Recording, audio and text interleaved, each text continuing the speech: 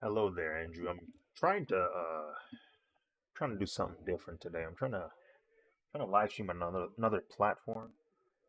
I don't even know if I'm able to do it, but we're about to find out.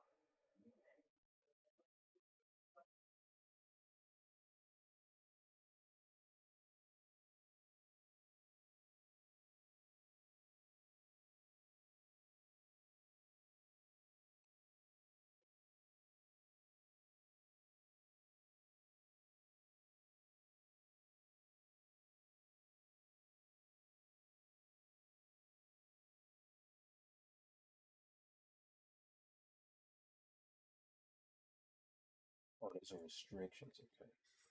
Yeah, I'm trying to So I today I bit the bullet. I bought X Premium. I've done the deed for a few reasons. One was there was somebody I wanted to message, and I was annoyed that I had to get premium to do it. But I thought to myself, maybe if I have the ability to message this person, it might benefit me in the future. Who knows? The other reason was I wanted to see how well I would do on live streams on Twitter. So it's a bit of a trial and error. If neither of the things go as well as I would like, I'll probably just cancel it. Because I only paid for 1 month. I didn't go for the full year thing or anything like that. But I figured, you know what? Let me give it a shot. See how it works. See if it's worth $8 a month. And if it isn't, then I cancel it. Simple as that. Shoot, right now I'm trying to figure out how to type in um, Twitter stream volume and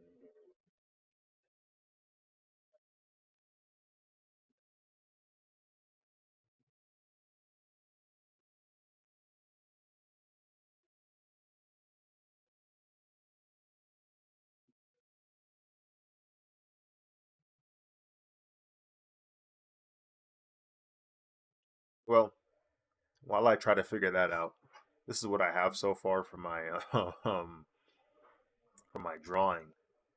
Hello friends, hello friends, hello friends. Welcome to the stream. I'm trying to see if I can get this on Twitter, but um, we'll see. We'll see.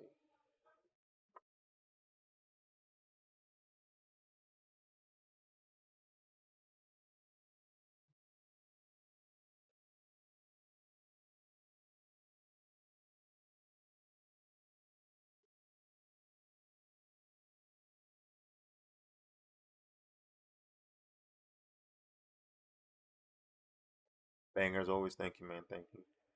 Appreciate it.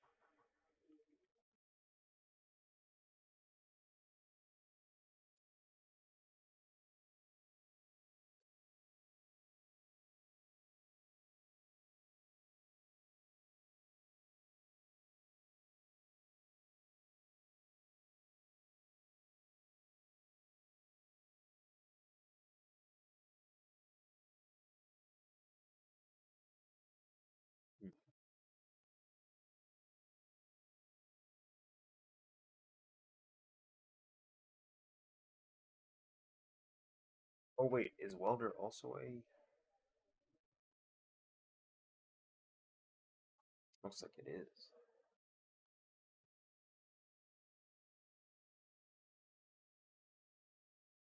Yeah, you would think something like this wouldn't be so difficult, yet here I am spending over an hour trying to figure it out, troubleshooting and whatnot.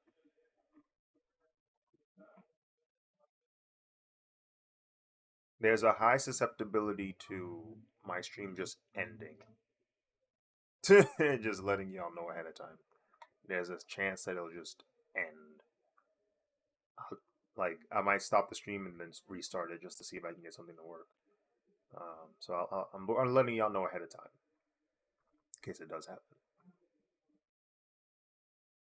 Ninja Storm is my favorite. I like the green one the most. The green one was a banger. The green Samurai Ranger definitely had a banger outfit, banger suit, banger helmet. That helmet was so cool.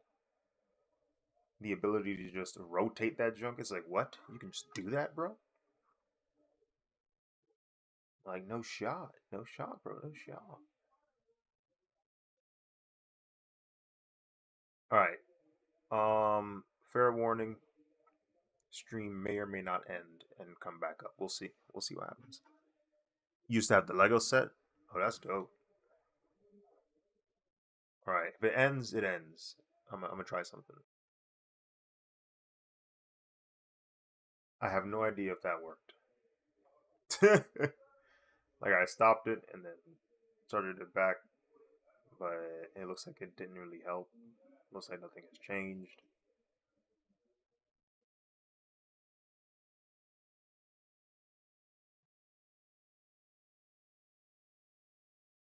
It's a bit of a bummer.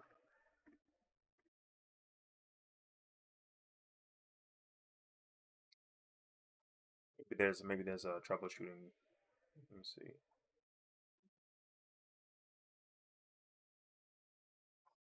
Twitter stream not Twitter feed. I don't care about the feed. I want information about the live.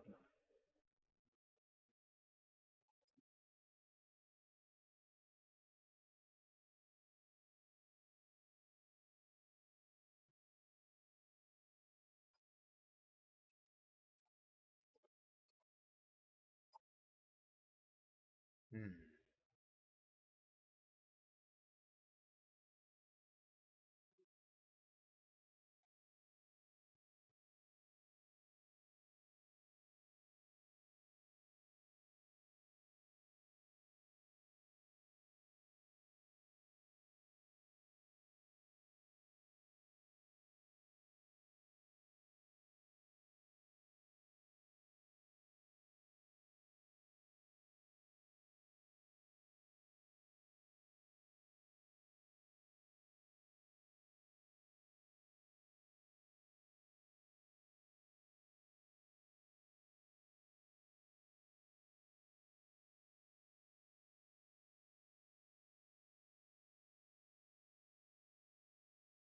Heck is stream?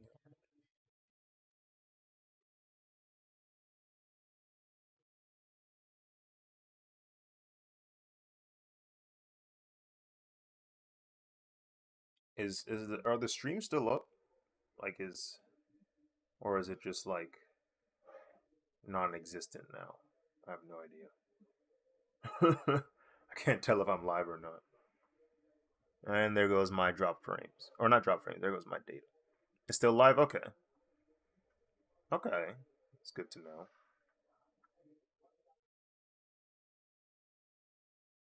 Um, Man, because I really do want to. I really do want to stream on Twitter. Like, I really do want to make use of the money I just spent. I don't. I don't want to have like a blue check mark and have none of the perks of it. You know what I mean? Like man,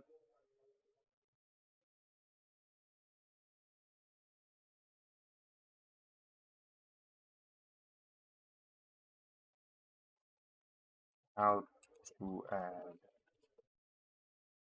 stream URL and the Twitter.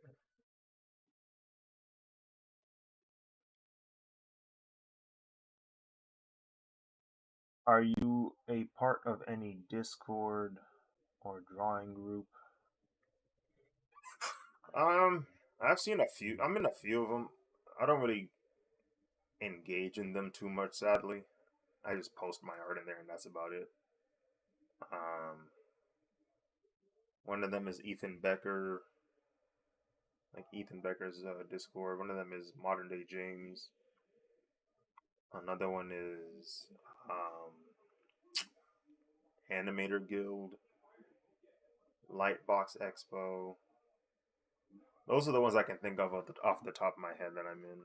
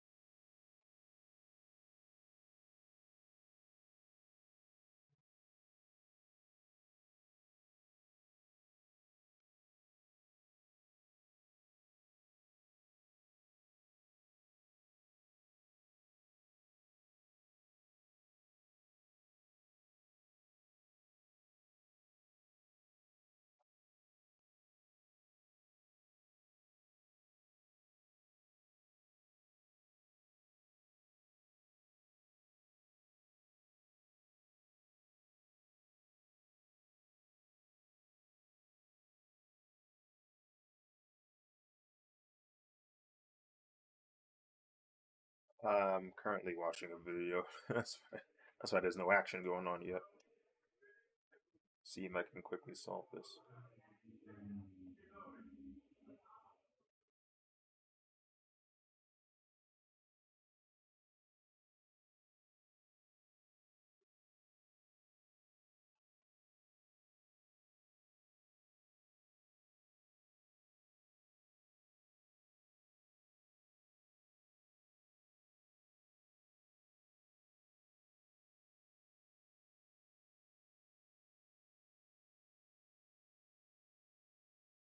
Hmm.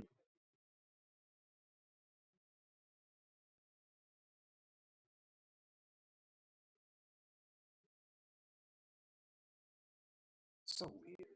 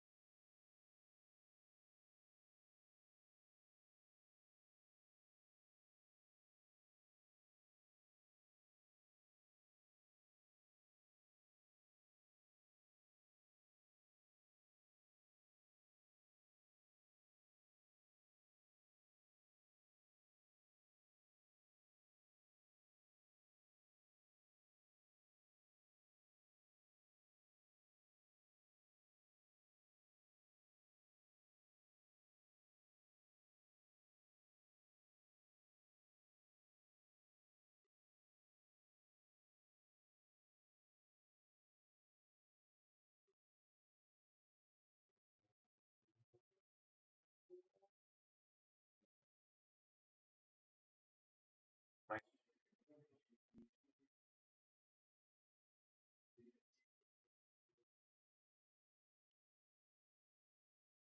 Does this brother have an auto configuration wizard? Hmm.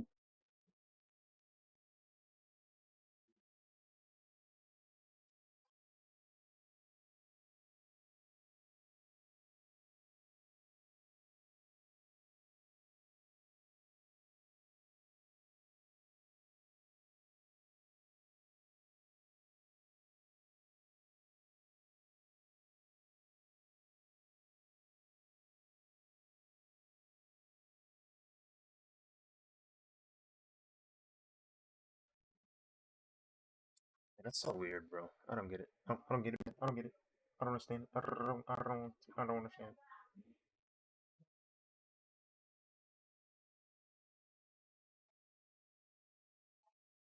Because I more or less did what um, I'm supposed to do. But I guess because maybe because I'm using this third party platform, I don't know. I don't know, man. I don't know, man. I just don't understand, man.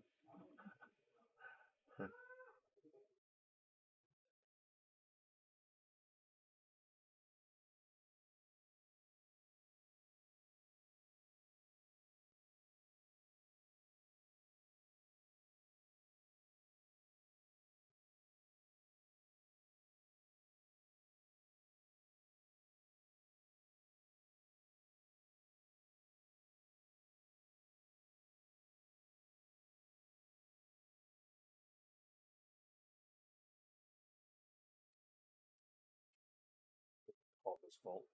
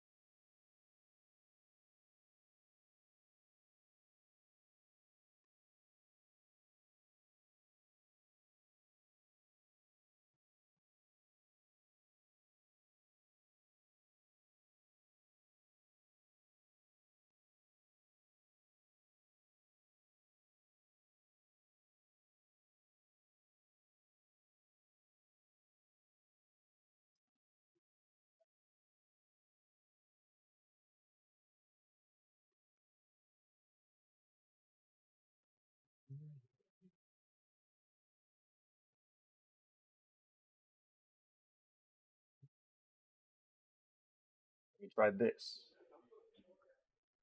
I'm gonna do it fresh on this. Oh boy.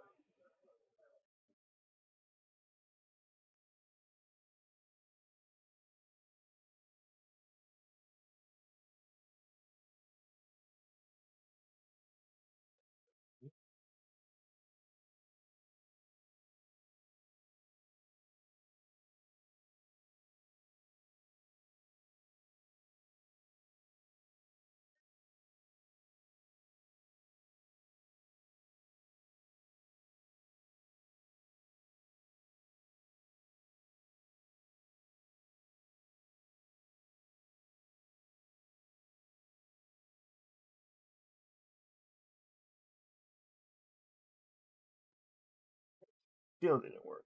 Goodness gracious. This jaw hurt.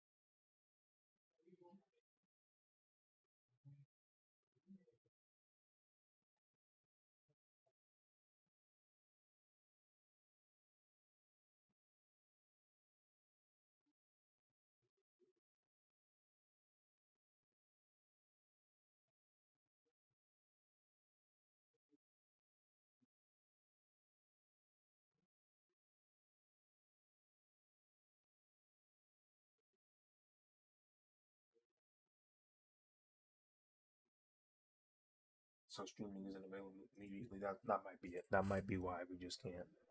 Maybe we just aren't allowed to stream immediately. But I did get it the day of, so maybe that's why.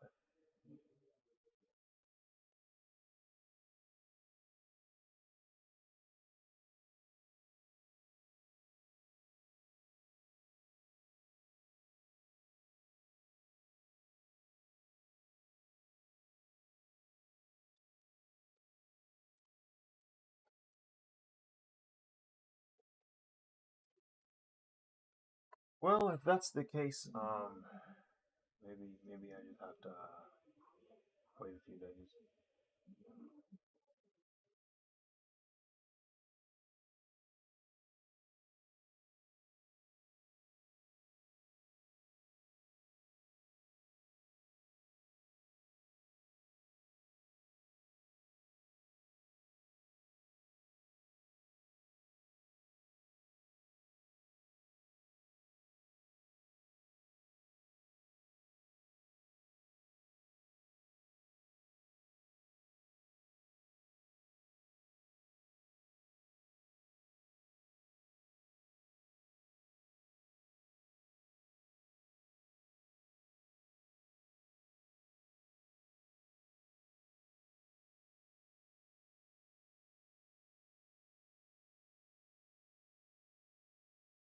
Right. Yep.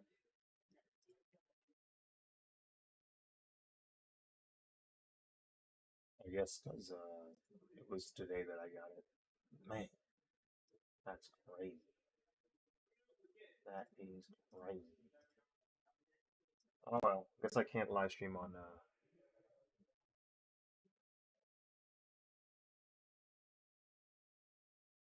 can't live stream on Twitter right now. So be it.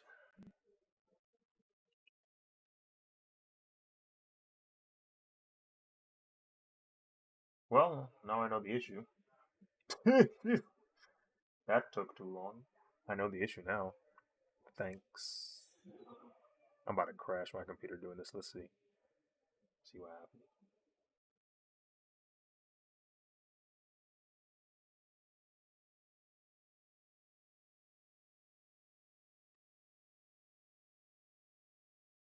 Oh, okay. I think we're fine. I think we're okay.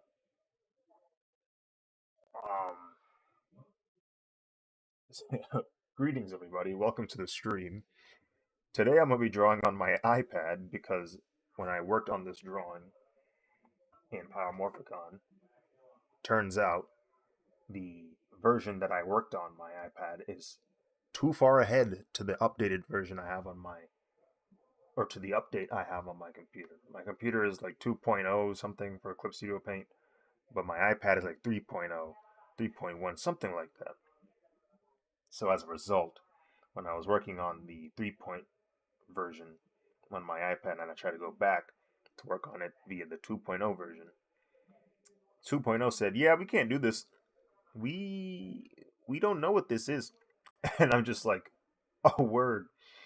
So now I have to keep working on it on my iPad. That being said, though, um, I do have a capture card, and a few days ago I purchased a dongle for my iPad. So now I can share my screen from the iPad onto my computer so that you guys can still watch me draw this. You guys can still watch the process that Philadelphia 76ers insist we trust anyway. Why is it so quiet in here? Hmm? Man, if y'all don't wake up,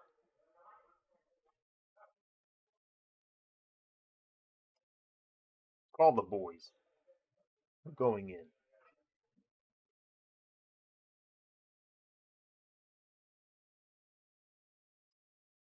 Also, rest in peace, Fat Man Scoop.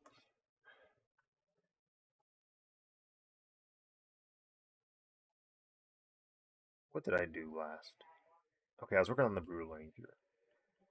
Uh, we'll go to the yellow. Mm-hmm. That multi-stream.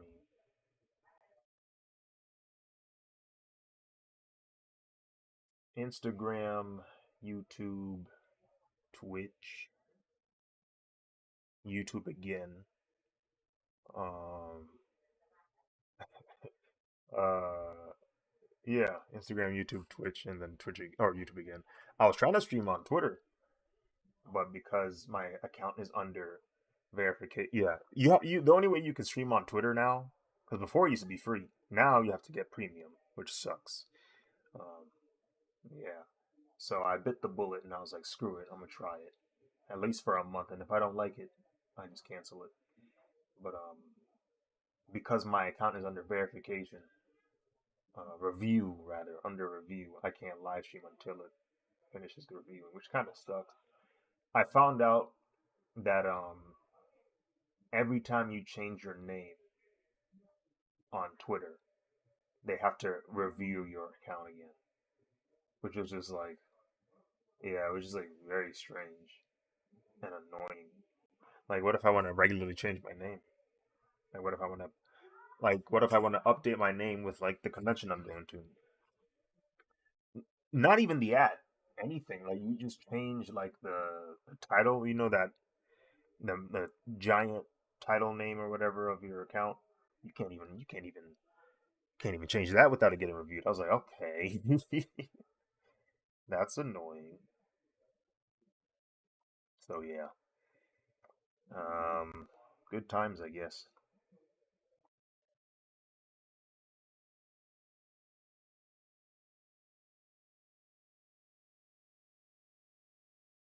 Um, I guess, but at least make it, I don't know, a more enjoyable experience, so that way I'm more inclined to spend money later. Because if you make it this difficult for me to change my name, it's like, all right, bro, I don't even want to do this no more.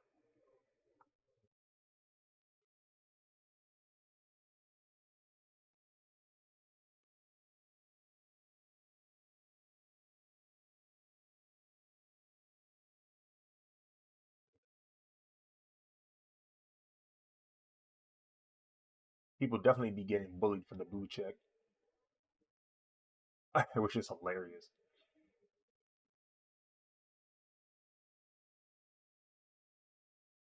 Yeah, but literally the only reason that's why I'm getting it is for a, maybe I can get more people, I can message more people for like work, and B, to live stream, and that's about it. Like, the blue check mark, I do not want. I really don't. If I had the choice to hide it, I would. I would definitely not have it on display. I don't even like how it look. I don't. I don't like what it represent. That I purchased this. Ugh. It used to be cool to have a check. Used to be.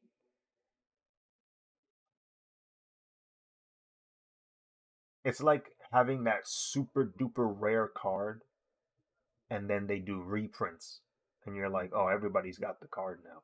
It's not as special anymore. I don't want this.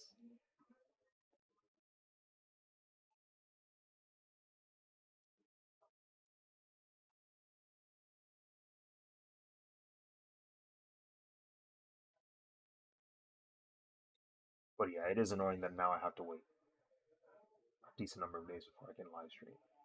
Some other features I have right now though, like the whole you can't message this person because they have pre, like that immediately goes away once you have it yourself. You can start messaging people.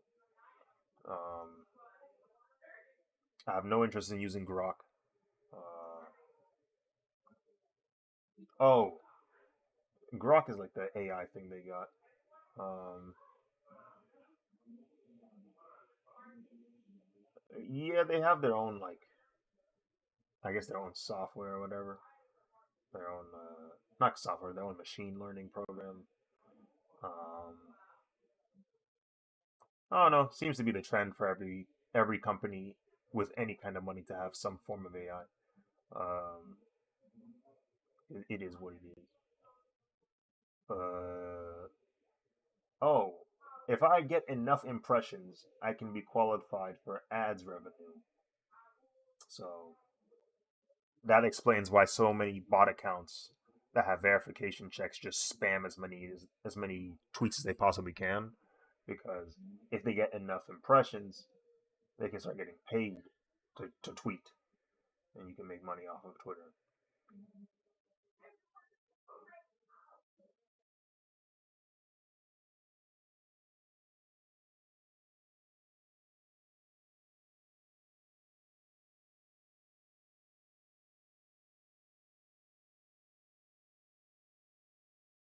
What else can I do? Hmm.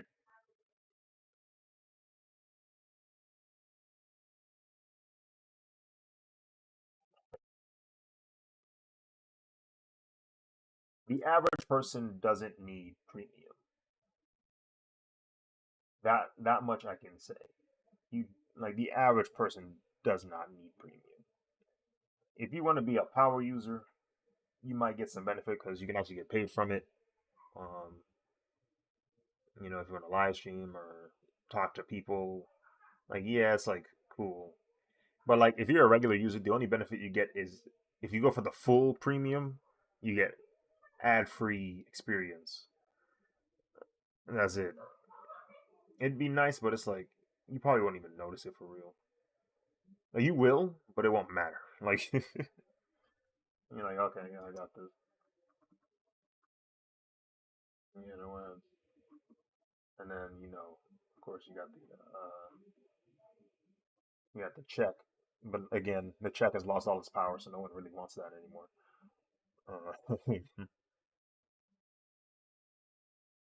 Is this showing on OBS? No, it's not. Okay, good. Um, I wanted to grab one of the colors from the reference.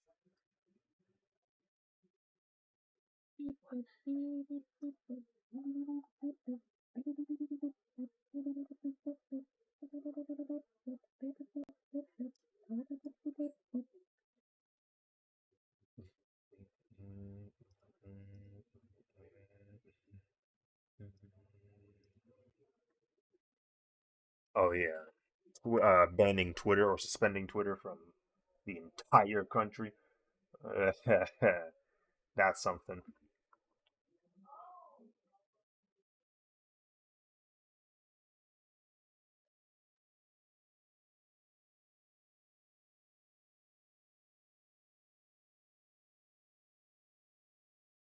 Hmm.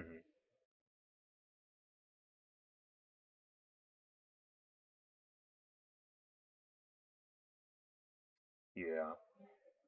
Even something as small as the art community, I've been seeing a bunch of artists that I did not know were from Brazil saying, "All right, it's probably the last time y'all gonna see me. Be sure to follow me here, here, or here." And I'm like, "Frick! All of these guys were Brazilian." Shoot,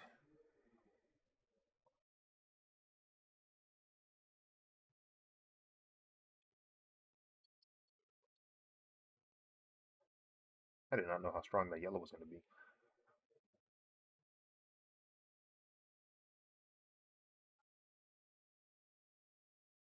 Something it has something to do with like some legal things.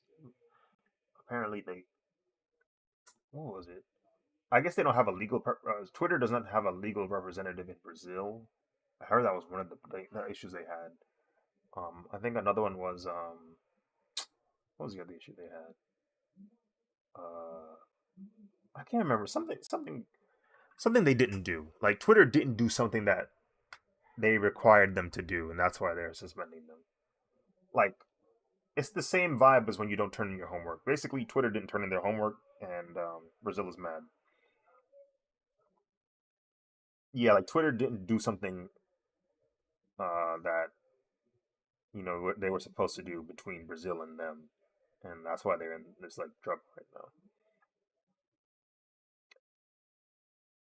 But yeah, yeah.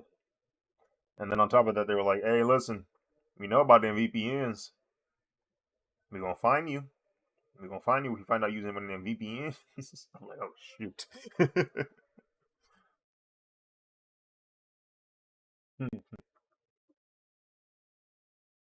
Launcher turtle, I love it.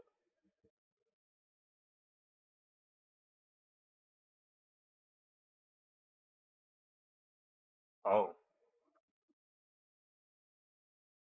It won't. It won't. That's the answer to that. That will not work.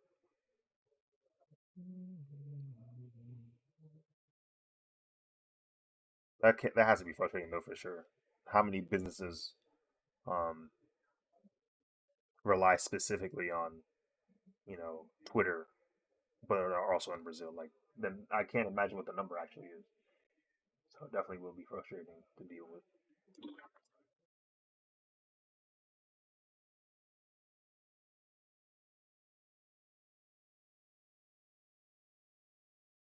And Brazil ain't no small country, bro. Like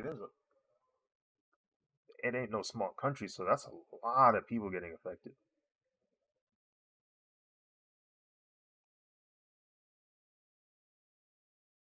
That's a big hit. I don't know if it's the biggest one. I would not be surprised. I mean, if you look at the map and you just see Brazil, it's just South America. Brazil is just South America. Uh, most of South America is just Brazil. So I'm just like, okay, all right, guys.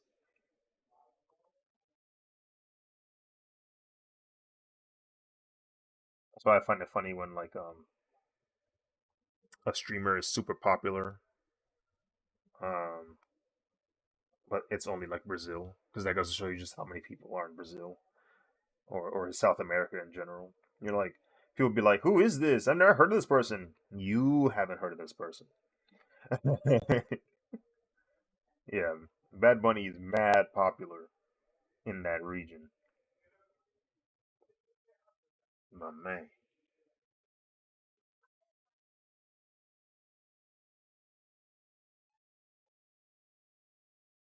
Mm-hmm. Here's that. Oh, that's a completely different layer. Hmm. Yeah, now everybody gotta migrate. All right, guys, be sure to follow me on this account. You know how hard it is to transfer fans over to another account? Like, do you know the retention rate is so bad? Like if a streamer goes from Twitch to YouTube or YouTube to Twitch, they lose a huge chunk of their viewership just from the moving. Like just moving alone, you'll lose a lot of followers.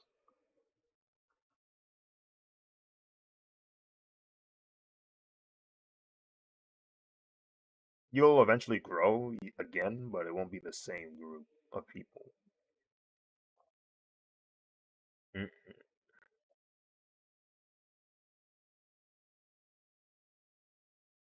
It's easier to, yeah, it's definitely easier to gain um, followers, I think, on YouTube than it is Twitch.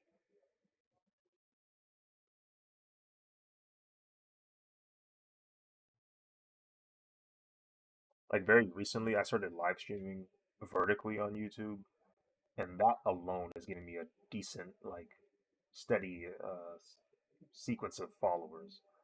Will you sell this as a print? I can already tell I love this piece. That's a good question. I'm not sure if I have the answer to that question. Where's my shirt? Um, I might have the answer after I finish this drawing, which will probably be within the next 2 3 weeks. We'll see, we'll see what happens. Because the longer I keep working on this, the more I'm like, man, this ain't getting done when I think it's gonna get done.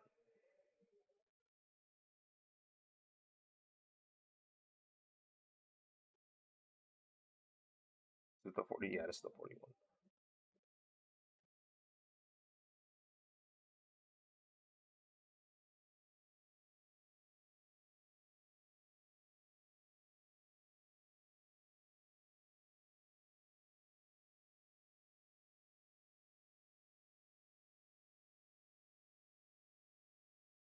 Where's the wand tool at? Here we go.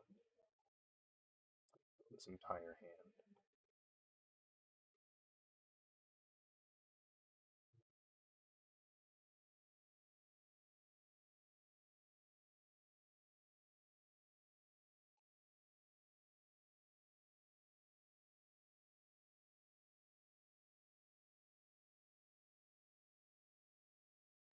Put that in. There's okay, this is a blue layer. Okay,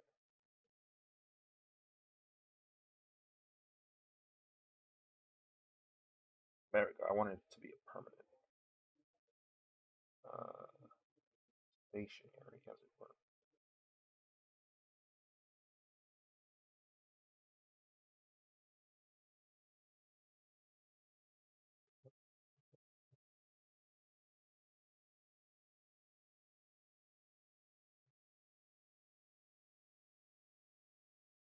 Okay, awesome. Yes, yes, awesome indeed. Yes.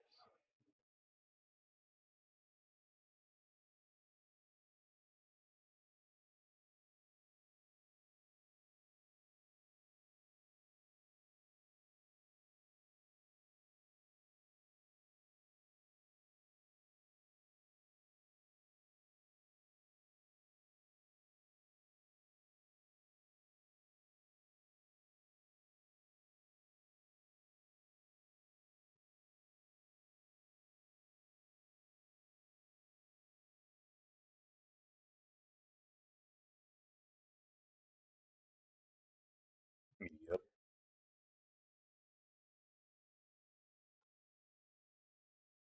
Hmm.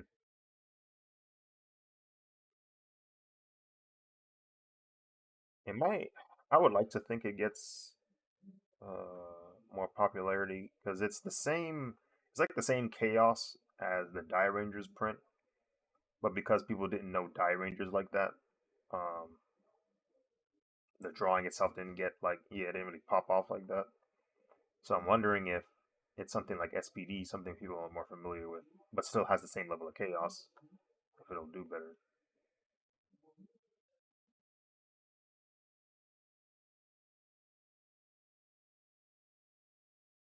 Hmm. To know what's going on.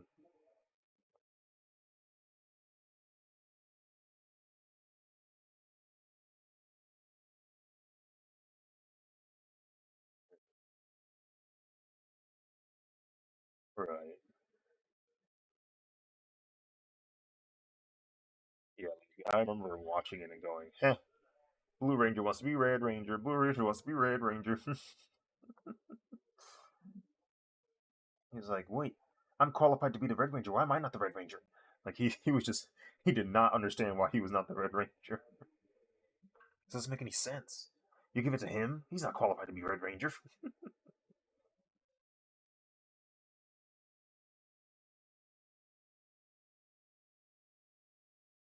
Funny too, cause like when you watch that first episode, you understand exactly why he's not the Red Ranger. Like even though he's technically right there in terms of qualifications, it's his like mindset. His mindset is what stops him from being the Red Ranger because it's like because Kruger asks him, he's like, uh, Sky, if uh,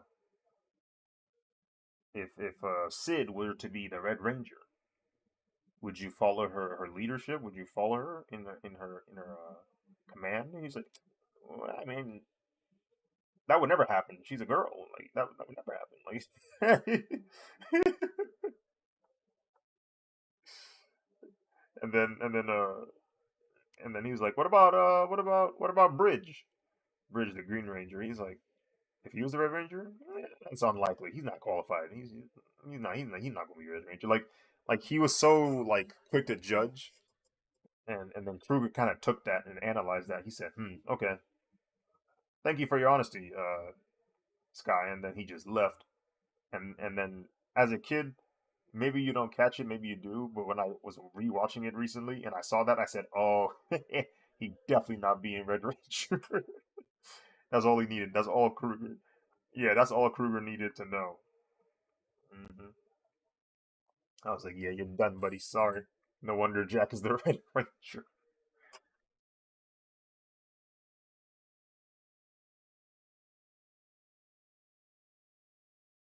Hmm.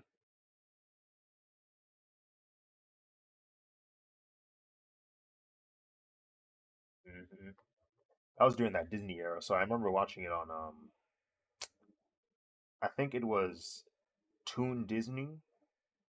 Yeah. Well, I think they changed it to JetX when they started showing SPD, because I remember the silver ball X looking character with the one eye.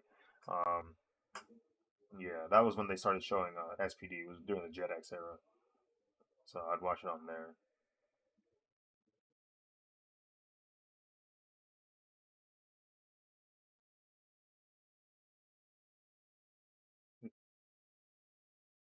Yeah.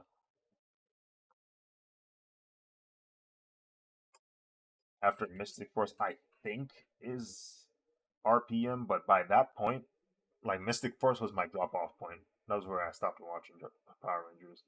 So like I caught a couple episodes, but it was like after that I was done. I was like, yeah, I don't want to watch Power Rangers much anymore.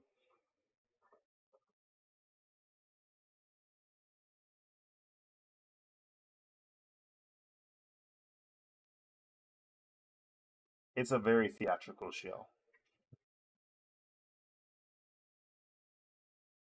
Lots of like exaggerated acting and showmanship and stunts. Lots of stunts. Some of them are done by the actual actors, and then some of them, of course, have to be done by pros because some of them fight in choreography insane.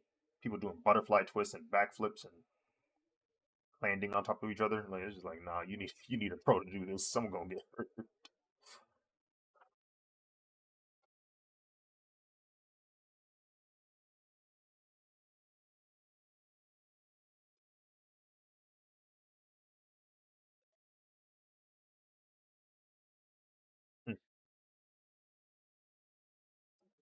I know a decent chunk of the I think the stunts from the first season are definitely almost all from that cast. Because like if you watch the fight scenes, yeah, because like if you watch the fight scenes, there's not a lot of times where they change people, and the reason why is because the original cast they were all martial artists to some degree. I think maybe a few of them I think weren't actually martial artists, but a decent chunk of them had some kind of combat or athletic background. Like I was talking to the Red Ranger when I was at Power Morphicon, Austin St. John, and he was talking about how yeah he had to like he already knew I forget what martial art he was learning, um, but he was talking about how like during the casting call they were seeing people who could actually fight so that they can choreograph the fight scenes into the show.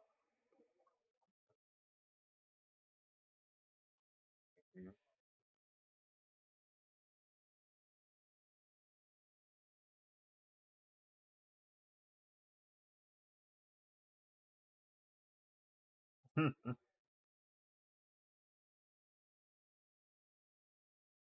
And I think he said he had gone through 4 or 5 auditions. Like you know how they do like rounds. So I think he went through like yeah callbacks. I think he went through like 4 or 5 callbacks before he got the role. And like the last thing he had to do before he got the part was he had to perform like this choreographed fight against this like master martial artist.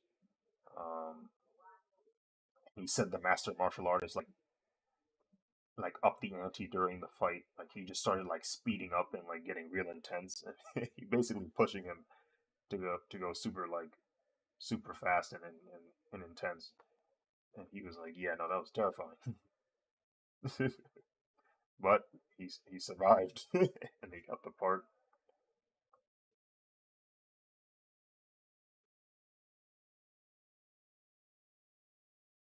Hmm. Yeah, I wouldn't be surprised some of that happened.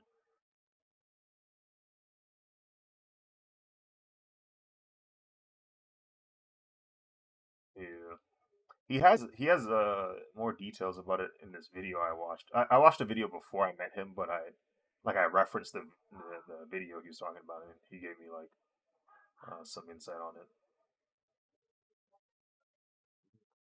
That was definitely the coolest part about going to that con. Just talking to a bunch of rangers. I was like, oh shoot, these are these are real people. They're really in my face right now.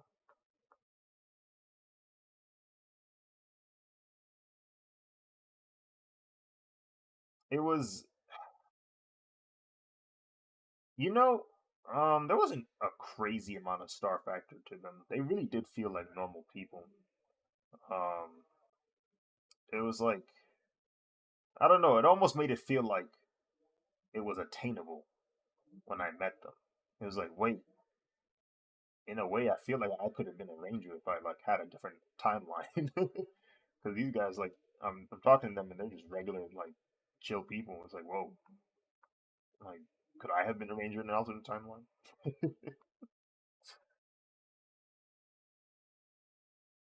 It was interesting to see which rangers are more popular than others. There's definitely a hierarchy of popularity because, like, you can see which lines are longer than others. You're like, so the Red Ranger from this season has a lot of people online, but this Red Ranger ain't got anybody in line. Interesting, interesting. Like that was happening, bro. Like, or if there was a line, it was like one or two people.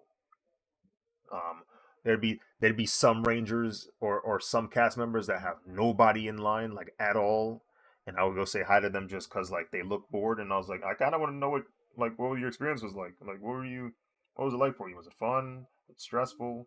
Was the suit sweaty? Like, I just went to random celebrities, even people I might not have known or might have initially wanted to go say hi to. I was like, might as well go say hi. Don't know who. I don't know if I'm ever gonna see him. Yeah, like there was like, for example, I wanted to go see the Red Ranger from S.P.D. and I was like, hey, I'm not done with this drawing. Would you want to see this? I want to show you this real quick. He's like, yeah, sure. Um, but like, or the Blue Ranger from Dino Thunder, I gave him a print of like the Dino Thunder piece, or Blue Thunder Ranger and Red Thunder Ranger from Ninja Storm. I gave them a print. I was like, here you guys go. Like, so there are definitely some people I wanted to see for sure, and then there were some people where I was like, oh, cool, I remember that season. Go say hi to him.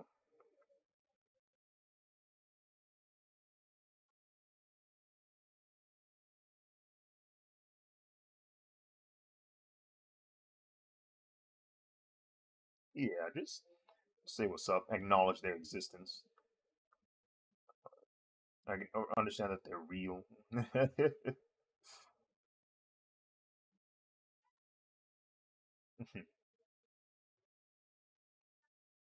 I talked. I talked to. I mean, definitely people probably said hi to them, but like when I was going up to them, there was nobody in line. Like it was just quiet. I was like, okay, they got some free time. Let me say hi to them. Um, because I was a vendor, sometimes I would take advantage of that being a vendor, and like I would say hi to them after the attendees leave the area. Because now it's like, oh, there's no line for real. I can just say hi to them now before they leave and pack up, or before they pack up and leave, rather, the other way around. Johnny Young Bosch was there too. Said hi to him real quick, shook his hand. I was like, "Oh, what's up, man? Nice to meet you." Because he's like, that man is not only a ranger, but he's got all them voice acting gigs underneath him. Ichigo and um, what's the other one? What's the other popular one? Johnny Young Bosch. Broly is another one. He's done so many different characters that I can't like think of them right now. The guy from Trigun. You talking about Vash?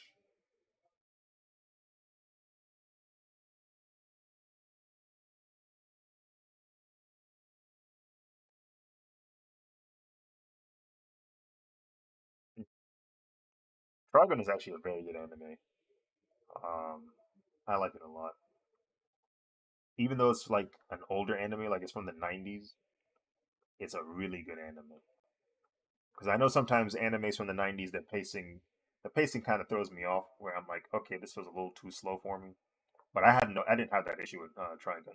Like it was really good. I also heard the new version of Trigun is also very good. I saw a clip. today on Twitch or not Twitch on Twitter, and I was like, oh, so y'all animating here? Okay, my fault. I didn't understand your game. My fault. Y'all animating here.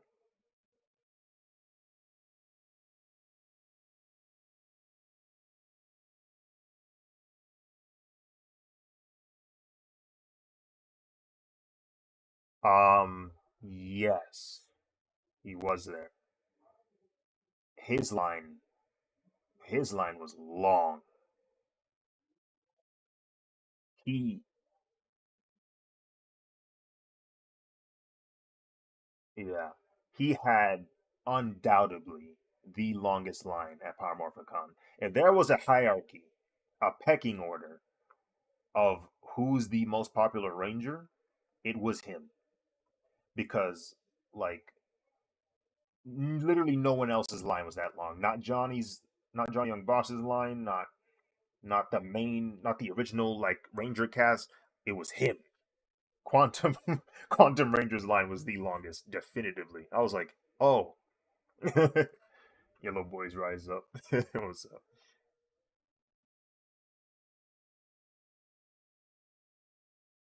I don't know. I mean, since he's Virgil, maybe he's just the most popular actor who just so happened to be a ranger. I don't know if he's the most popular ranger, but I guess by default, maybe he is. I don't know. I don't know. We'll see. Because I was like I was walking around and I see a line developing. I'm like, where's this lead to? So I asked one of them. I said, whose line is this? And he goes, Quantum Ranger. I was like, Quantum Ranger. I was like, that is crazy. We have a guest at 9 p.m. Um,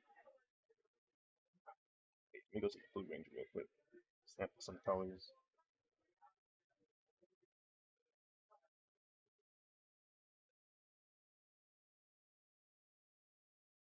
But yeah. The only time I would, as much as I liked meeting all the Rangers, the only way I would go back to Power Morphicon is if I get my bread up. Like I have so much expendable funds that I can just travel wherever, whenever. Just be like, hey, there's a convention going on over there. Okay, I'll go say hi to the Rangers again.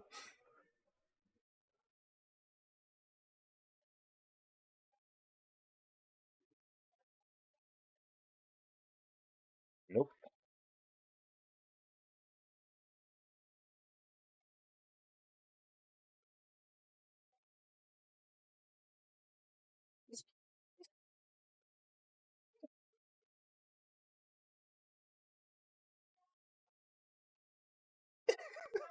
Oh no.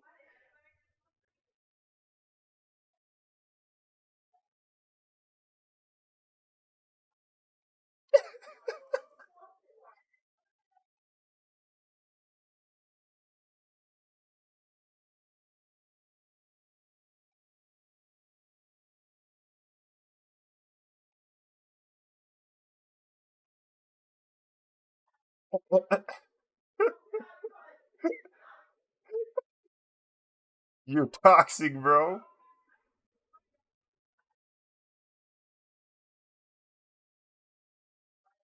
Oh no. Hmm. Masu is no. You're toxic, bro. You're toxic. You know exactly what you just did.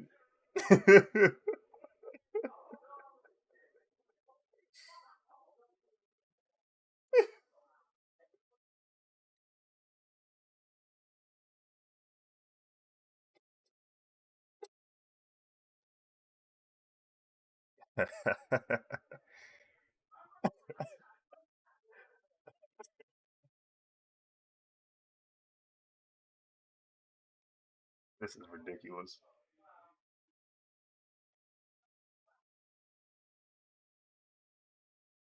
Hmm.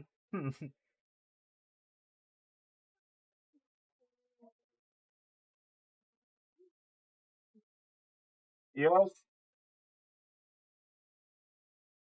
Yep, there it is.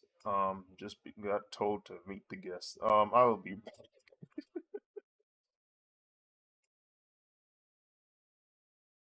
I heard the door open. I heard the door open and the decibels increased. I said, "Oh, guests are here."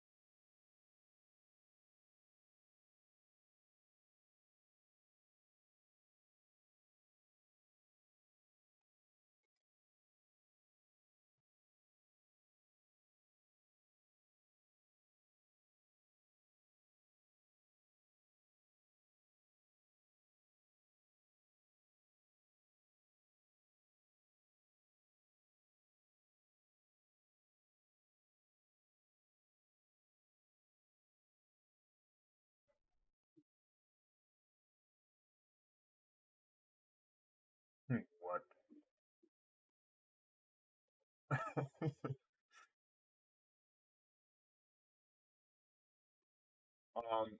If you getting those strips, can you hit me with some baked Lay's and an Arizona?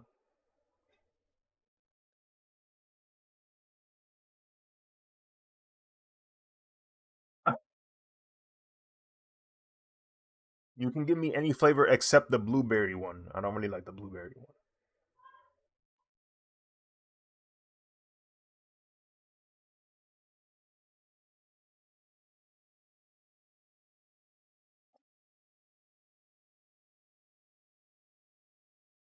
I mean, if you already go in there, you know what I'm saying, might as well, two birds, one stone, that type beat. Get it out of the way.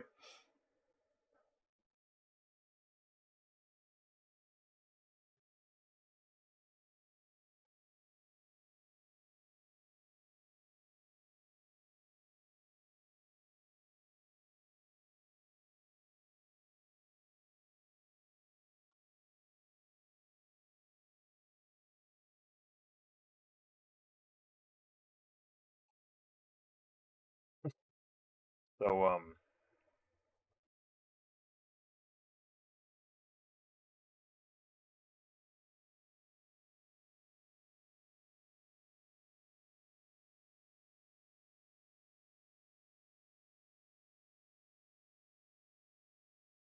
oh.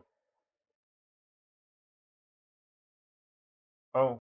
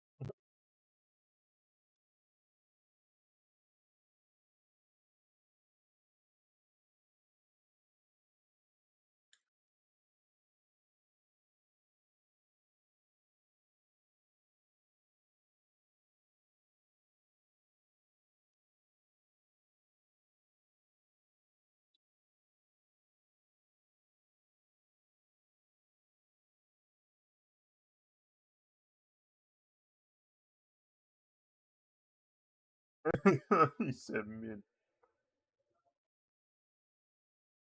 He said mid.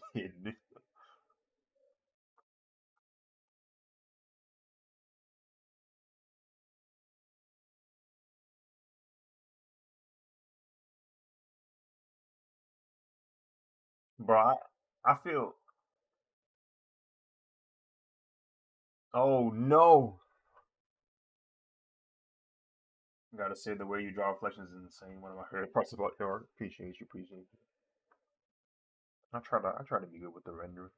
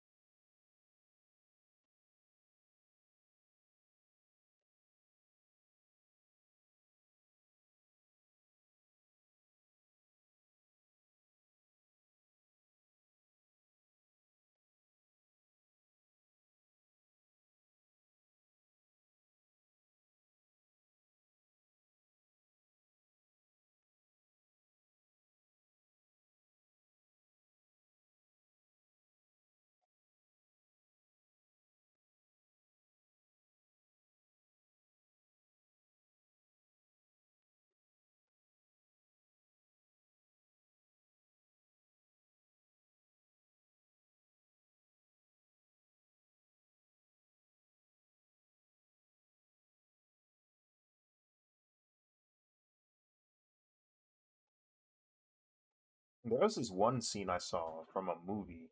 I think it's Lupin, where they had like a sword fight, and the way it was animated was insane.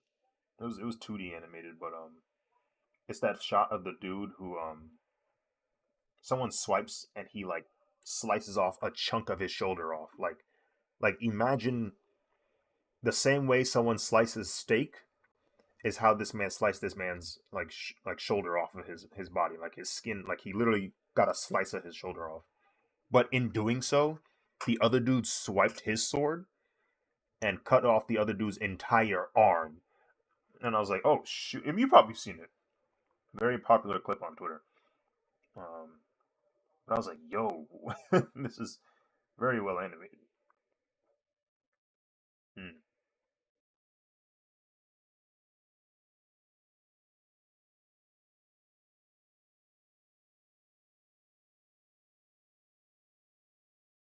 Like like with the one where like it interacts with the audience.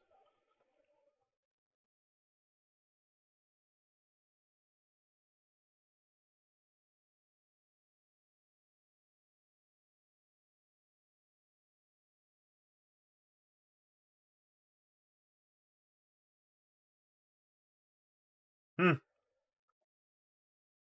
Oh,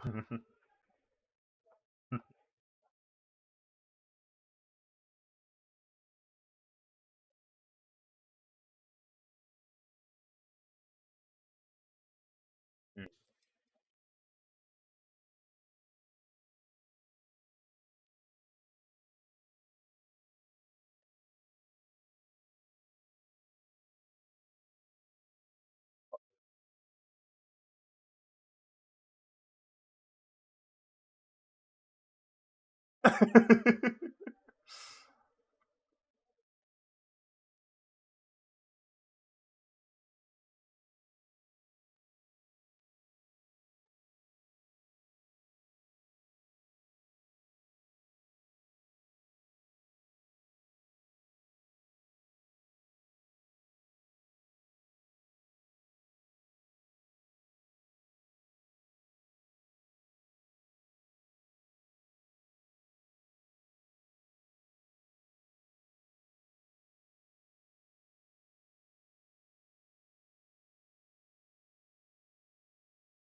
think we're done here.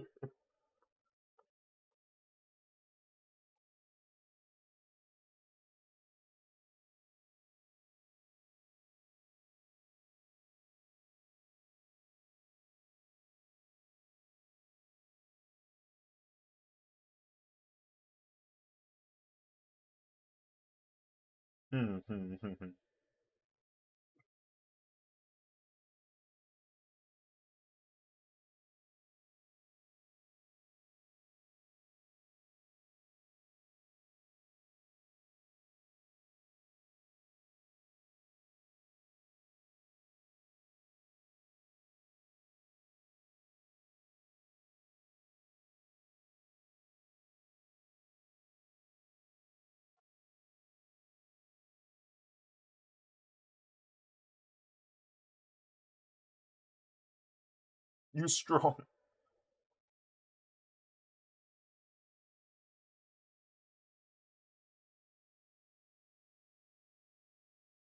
Masu, you saying you strong is how I felt about the Flash when S'mores was watching season 7 and 8. Like, because I gave up on season 5.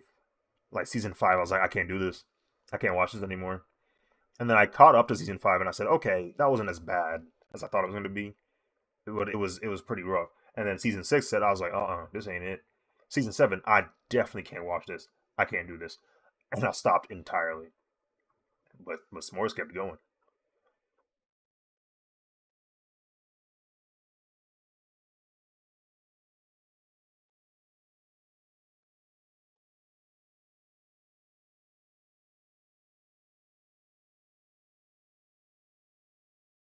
There's yeah, some shows definitely write themselves in a hole, and you can kind of tell like, okay, there's no good way to come out of this hole unless they do something like grossly like out of nowhere, and it's gonna throw me off. Ooh,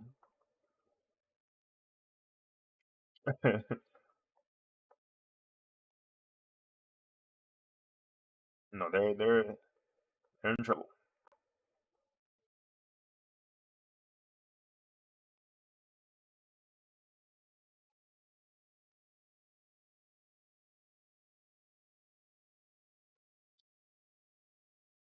Genuinely laughable. Yeah,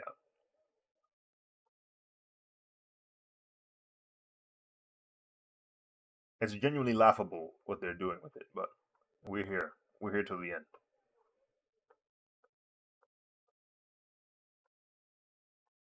man. And Frieza beat that. Hmm, hmm,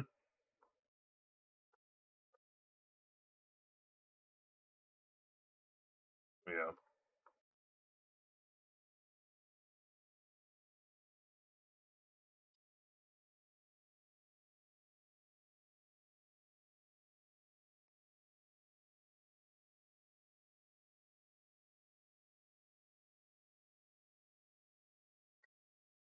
Yes, yes.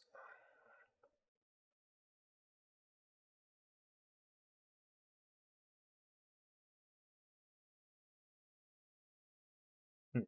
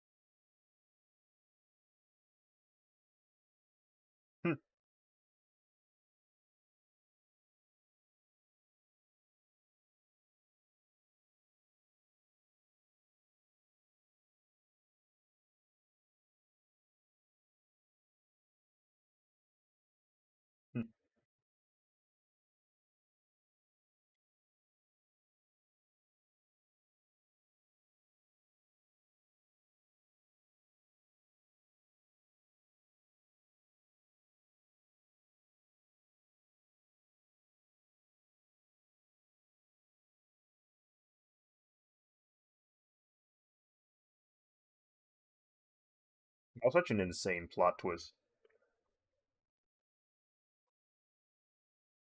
I said the introduction of Cell was such an insane plot twist in hindsight because like Trunks is going back in time and helping us out. We're not even the original timeline at this point. We find out, oh, we're not the original timeline. Goku's supposed to be dead.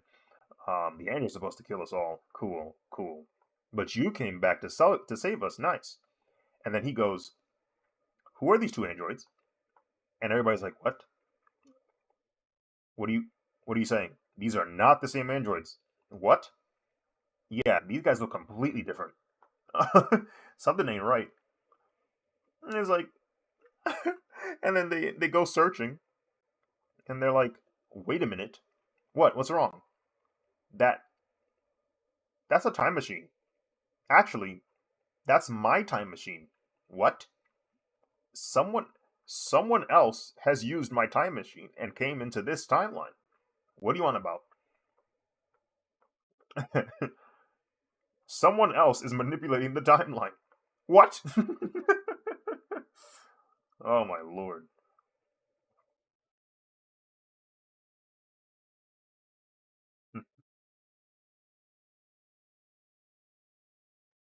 What are the odds? What are the odds that the timeline we've been watching is a timeline that not one but two time travelers go into? Freaking selling Trunks. It's like, oh my goodness.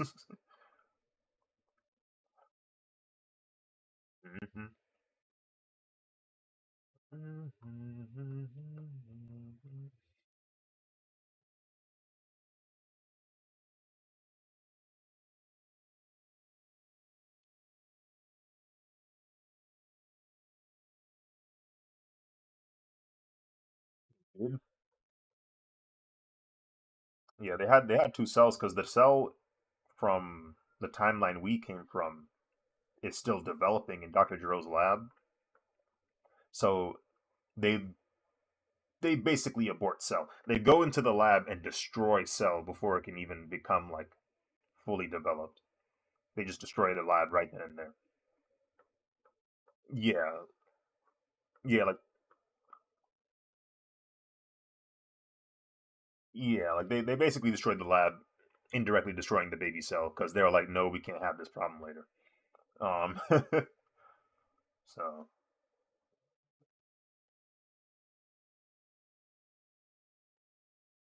mm-hmm. Trunks is like, no, something ain't right. The timeline is shifting more than I originally expected. It shouldn't be changing this much. What do you mean?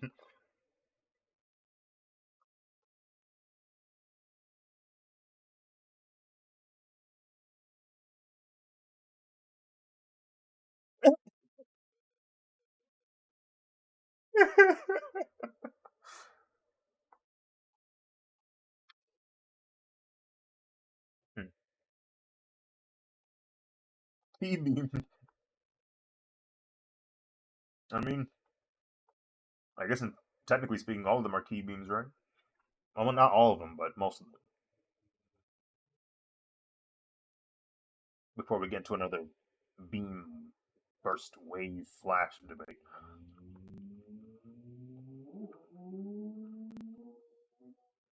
Hmm. Yeah, Vegeta has a tendency of doing his quote unquote strongest attack and then getting low diffed.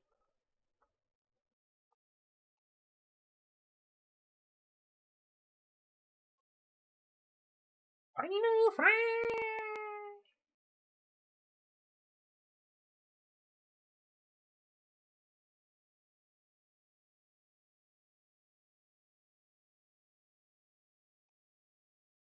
He's recognized as an amazing player, but never won a ring.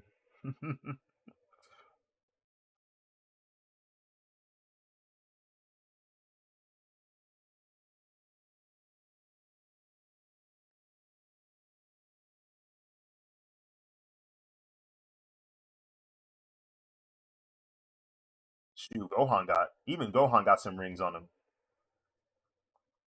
Yeah, like it's his ring, his wins, and like him like being a significant reason as to why we're not dead. We're not all like, you know, smithereens.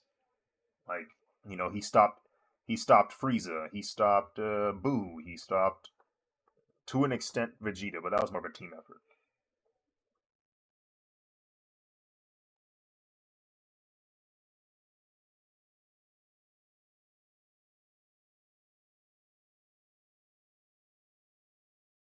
Hmm.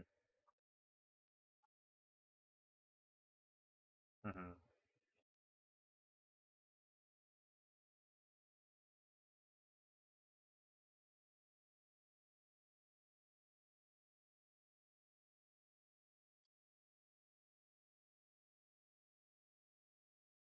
Mm.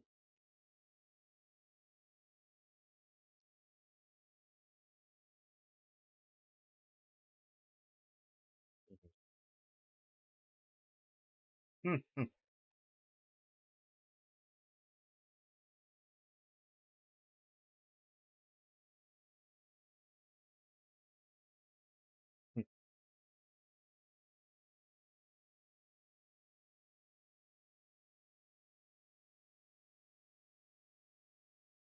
We almost got it. We almost got it with Frieza. We almost got a dub with Frieza.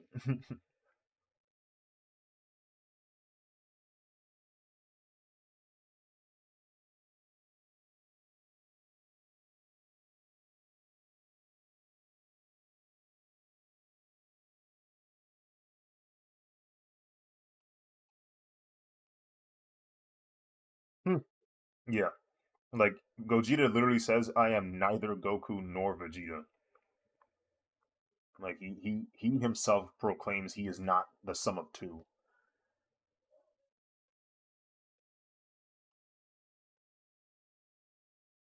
Right.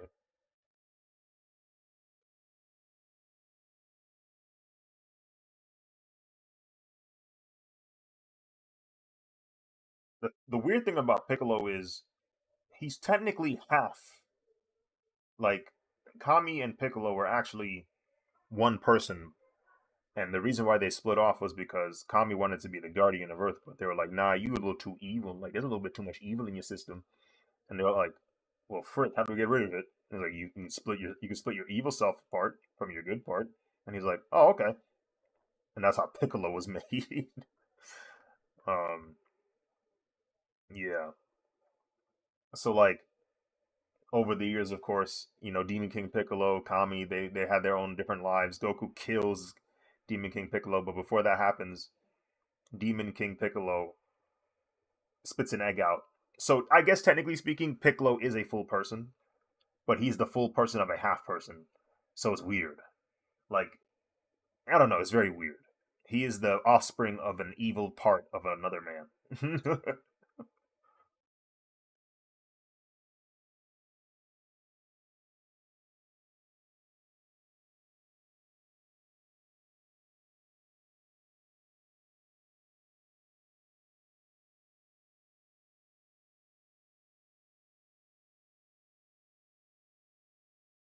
Yeah, they're like 4 years apart.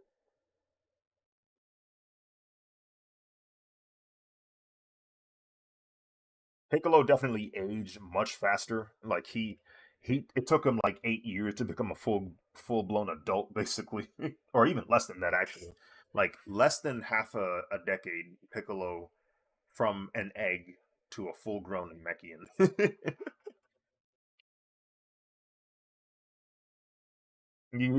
Yeah.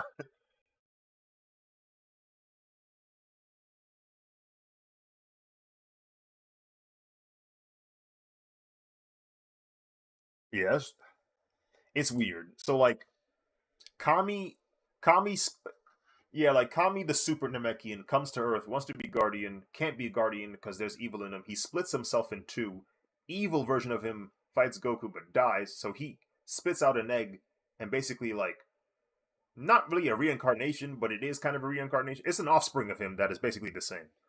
That version is the Piccolo we know that fights Goku and then later on joins sides with Goku. But that Piccolo fuses with Nail, so now he's Piccolo and Nail put together.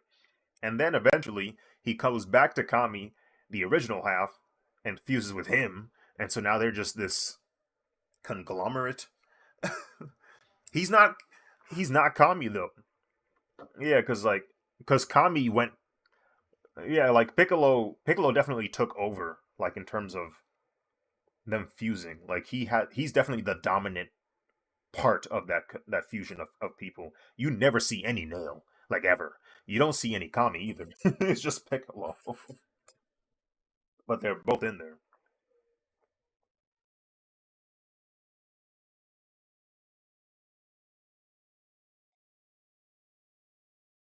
Like he was like one of them. He was basically a guard. He was a guard. So that's probably why his that it's like fan like canon head canon, but that's probably why like it didn't take over. Not only that, but I think Piccolo might have been stronger. Question mark? I'm not sure. I'm not sure.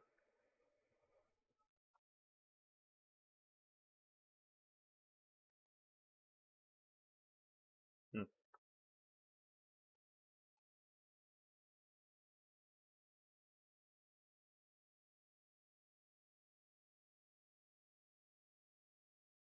Let me duplicate this layer.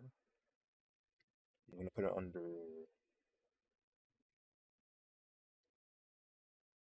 He dead. He dead.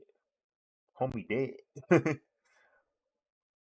He technically died twice. The first time he died was when they were on Namek, and he just like the stress of his people, just being obliterated by the hands of Frieza's men and Vegeta. The stress of it all, he was just like, I can't take this no more, and he croaked, and literally the Dragon Ball stopped working, and they were like, well, frick. um, but then he got revived again and then got sent to Earth with the other Namekians while Goku and Frieza were fighting it out on Namek because it was about to blow up. But then he dies again when they're on Earth, and so they're like, "Well, crap, who's the new Guardian now?" And they give it to the one of the elders.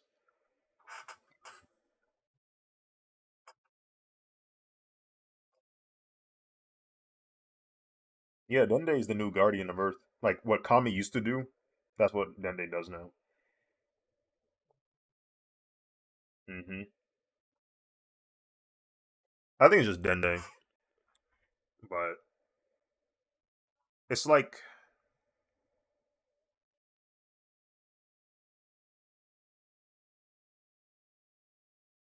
yeah, I think because I think what they used was I think they still have the original Shenron model, and I guess they repurposed it with Dende's magic. I think I'm not entirely sure because it's weird. It's weird.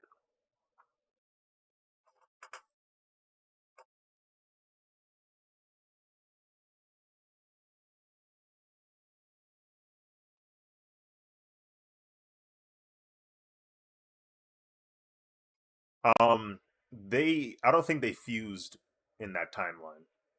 Like when the androids pulled up in Trunks' timeline, I don't think they fused. So when Piccolo died, Kami died because even though Piccolo is an offspring of Demon King Piccolo, because it's basically like borderline a reincarnation because it's almost like a direct just like respawn. Their lifelines are still linked. So if Piccolo dies, Kami dies as well. So the moment Piccolo went out to fight the androids in Future Trunks timeline, he died. Kami was out. Like it was done. It was like, frick. Yeah.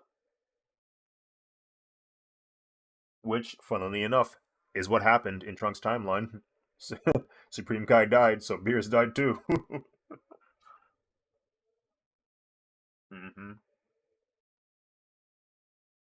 That's why when Zamasu pulled up to that timeline, he could just muck around.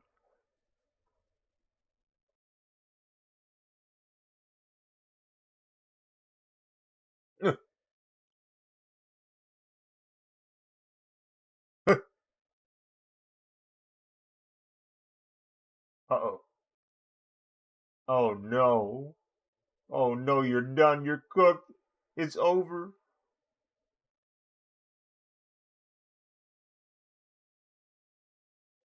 Oh no.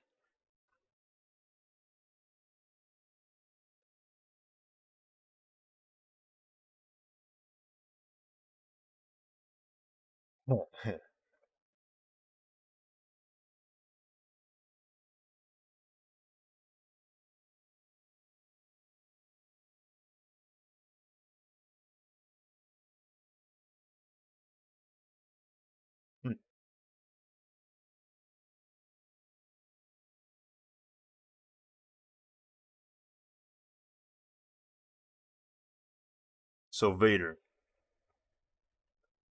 um, I recently bit the bullet and did a dirty deed. I spent $8 to get verified.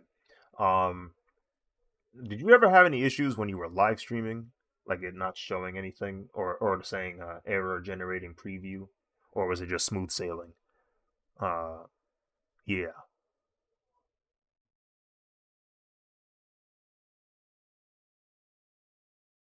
My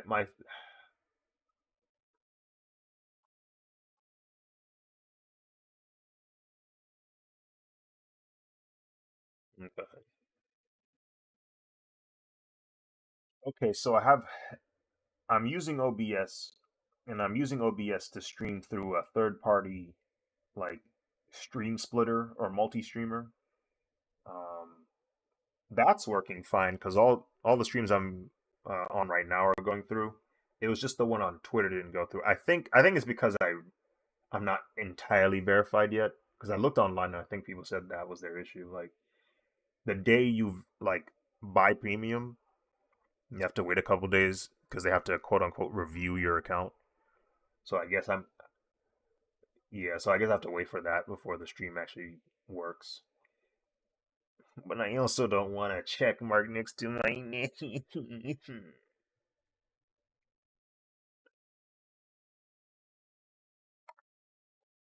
Hmm. These have to be. Oh shoot, that is gnarly. Yeah, I wanted to give it a shot because I heard people say that after subscribing, they did get a boost in engagement on their account, and I'm wondering if that transfers over to live streaming as well. I was like, mm. I was like, hey, might as well try it out.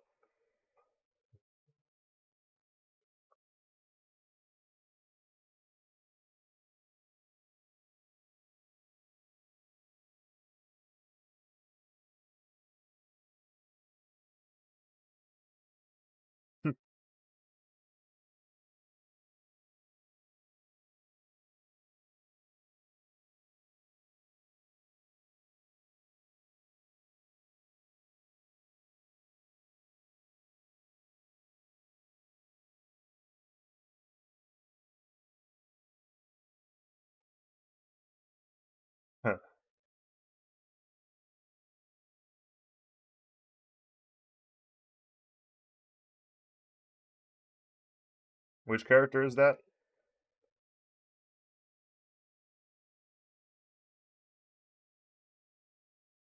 Oh, Gremlins. Because of because of him.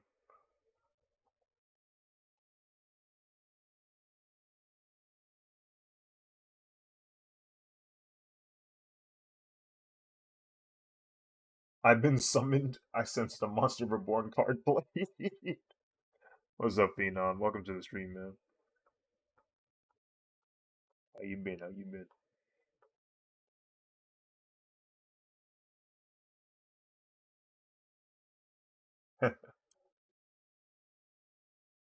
He said everything clicked.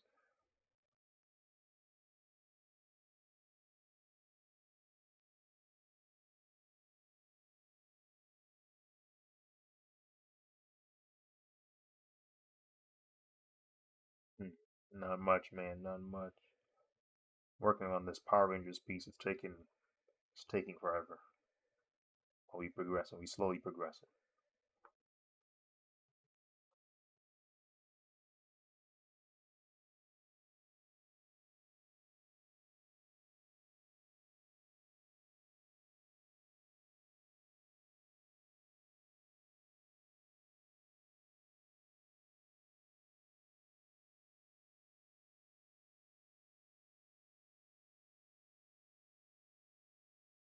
New iPad.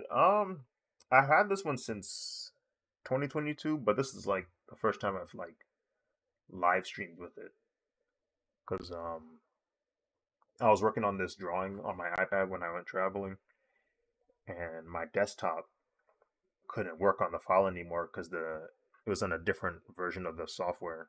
It was like not compatible, and I was like, man. So I had to keep working on my iPad, but I got myself a. I had a video card already, but then I got a dongle to connect it to the iPad, and I was like, well, now people will have to watch this via my iPad. This is very off topic, but do you guys remember that video where the two black guys like stare each other down? Bro, apparently one of the dudes was at the Paris 2024 Olympic ceremony where they're like passing the torch. Like the dude is just there chilling with them, and I'm like, what? The mobile app looks like desktop Loki. It's almost Phenom. It's almost identical. When I got this software for my iPad, I was like, what? Like it's just one for one the same layout, and I'm like, this is kind of insane because I don't have to worry about like the learning curve of using a different program or different UI. Like it's almost the exact same. I was like, this is nice. I don't have to. It's like I don't really have to relearn anything. But yeah, that dude was just chilling at the 2024 Olympic ceremony. I was like, what?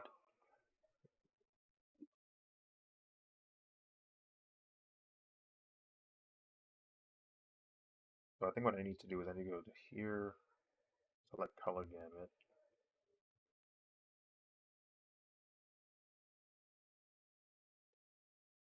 and then I got to go back up here, color this in.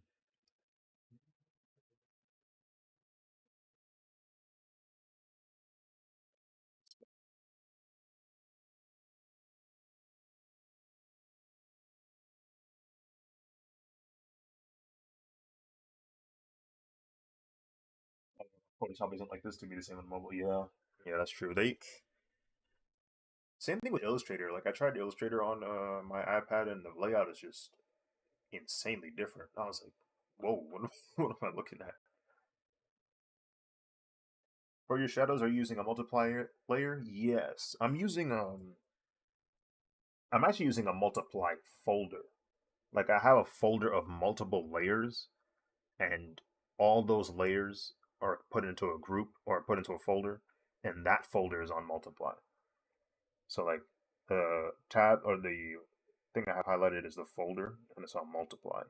And then all these they're normal or hue or like depending on what color or layer type I need it to be.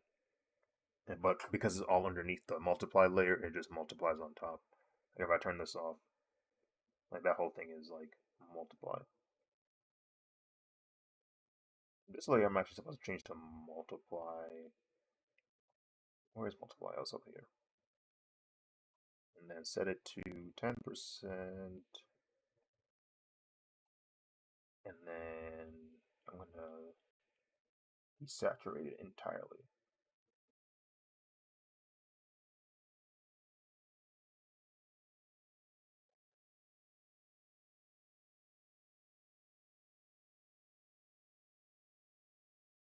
I'll help with some highlights.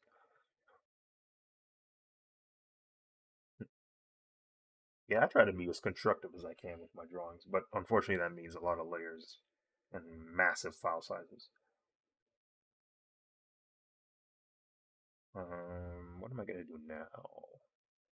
Highlights. I'm gonna do highlights.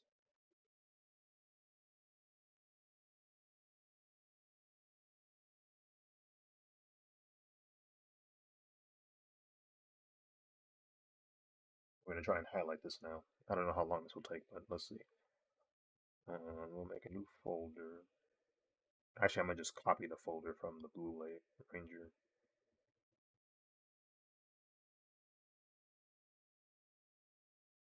You said, what's a good pre-workout? A watermelon?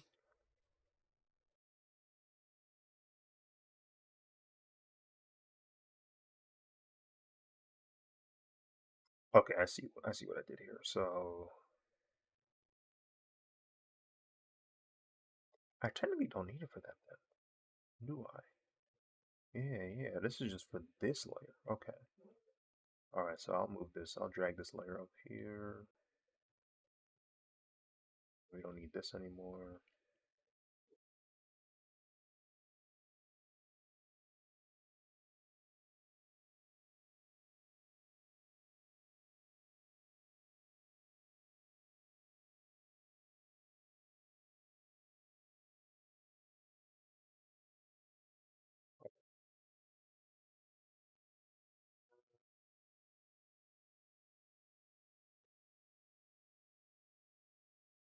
Then I duplicate this.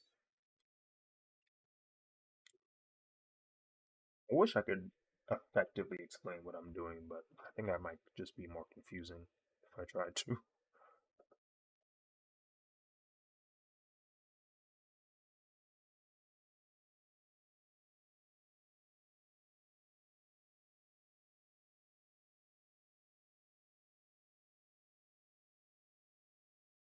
Is there any difference in color? There is a difference in color. Very slightly. But it's there. Ooh.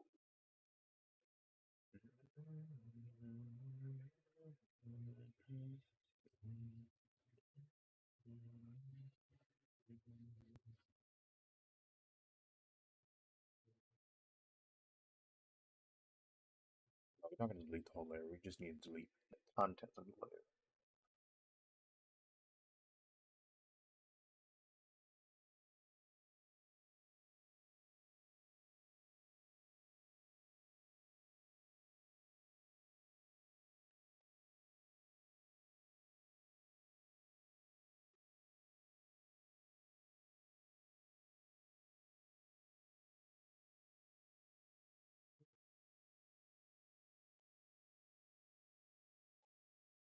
Alright, guys, let's start shading.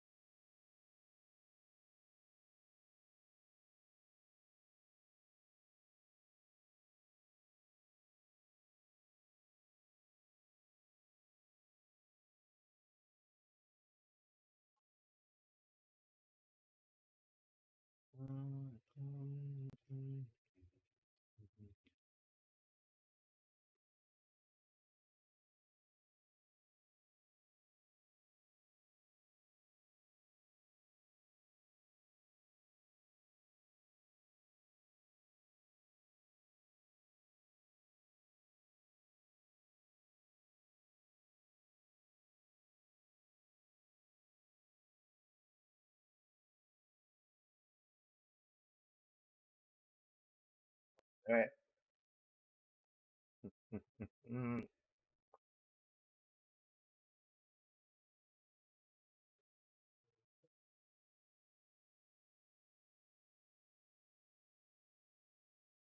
I am glad that for the update they added this little section right here, this little tool slider. This they didn't have for a minute. Um I think this most recent update is when they put it in, and it's been very useful, as in significantly increased the production time by seconds. Seconds doesn't sound like a lot, but trust. Repeating the same task over and over, it adds up quick.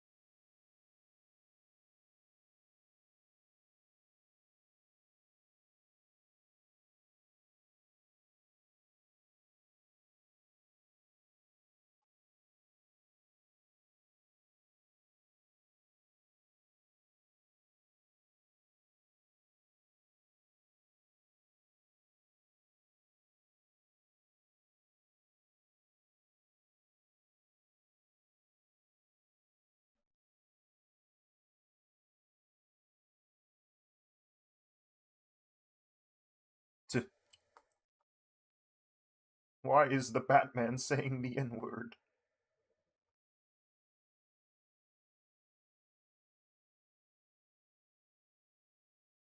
Is he even allowed to say it? I could have sworn his skin was Caucasian last time I saw him. Then again, he knocked me out the moment I did see him, so everything is a blur.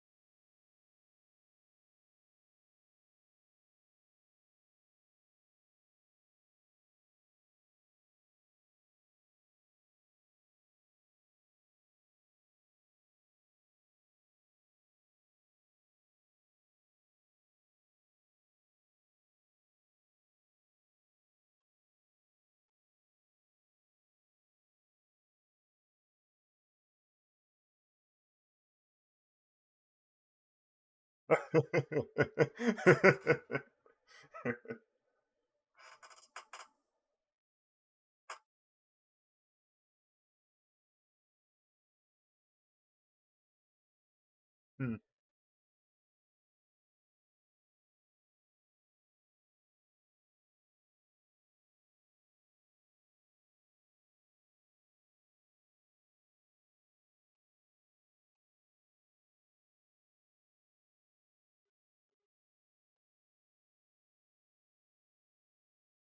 Hmm.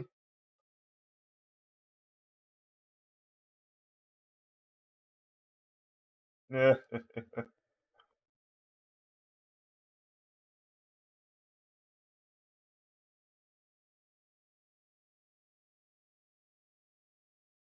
It's not very Batman-like.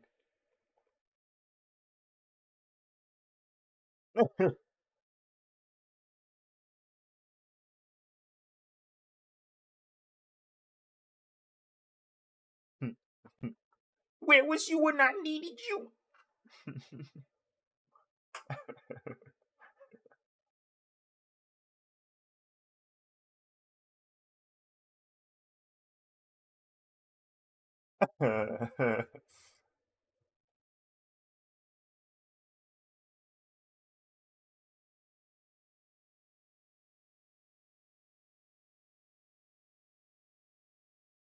Bro, today I was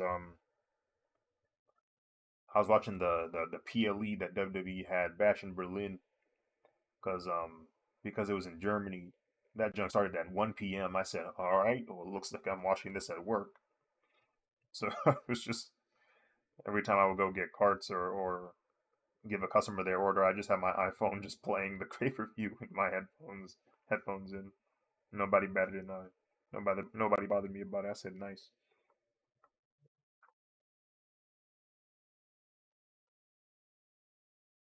Yeah, I had some AirPods on. Hmm. I like to wear one. I like to wear one AirPod in, and then so like if the battery run out, I just take out the other one and swap.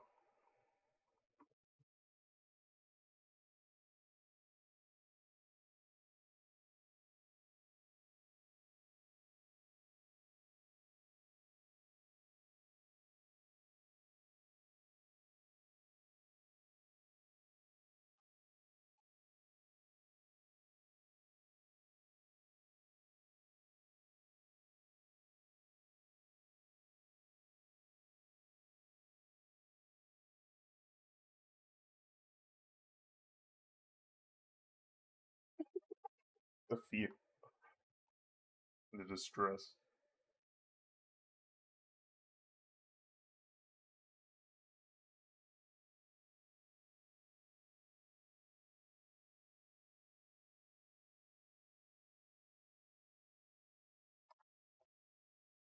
I'm tuning into this mayhem.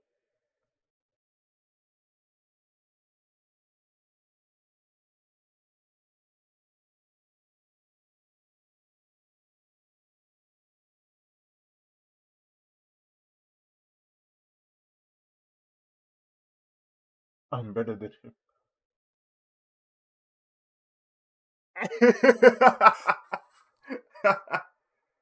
That man Fabian darted off of the map.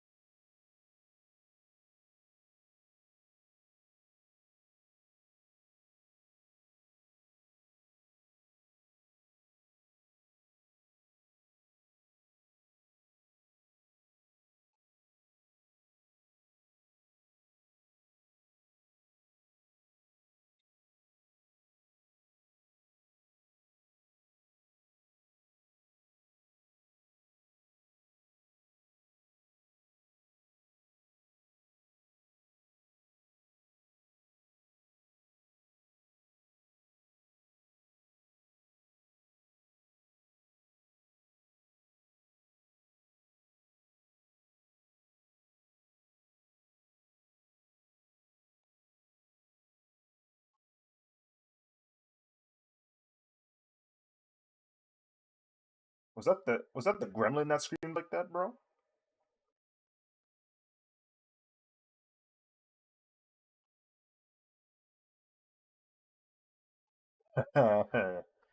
Uh,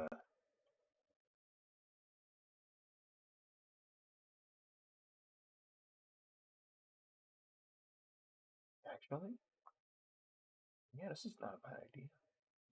Shade with this slightly lighter color, working in my favor.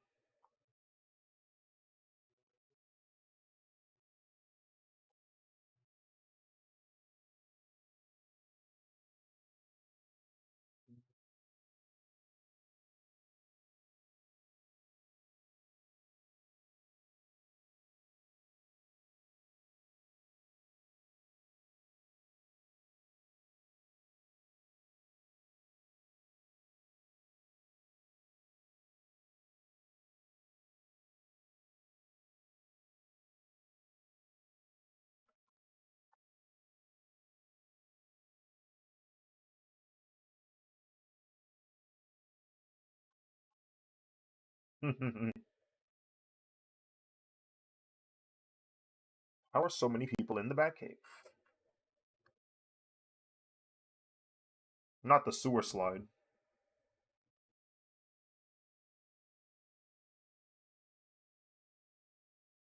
Why are you playing ranked on like day two, bro?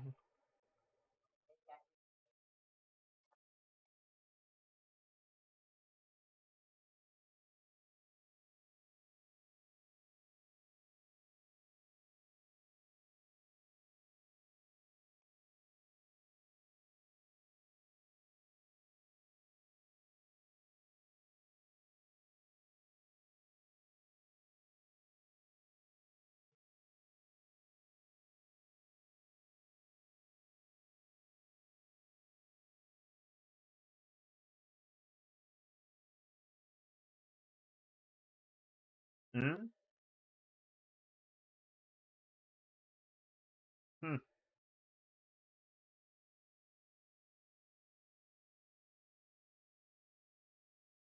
What?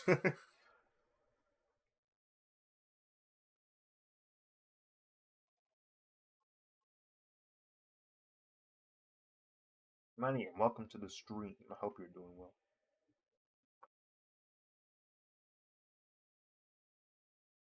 It was pretty solid. It was pretty solid match.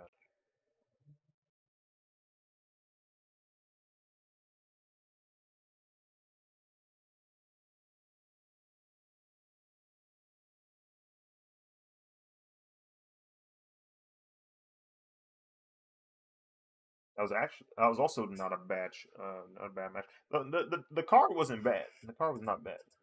Pretty good matches.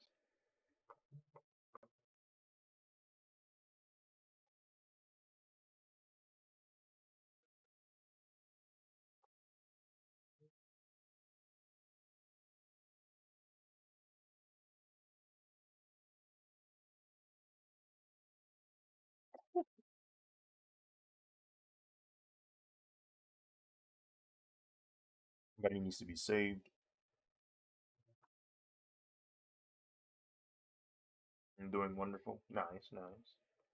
Glad to hear.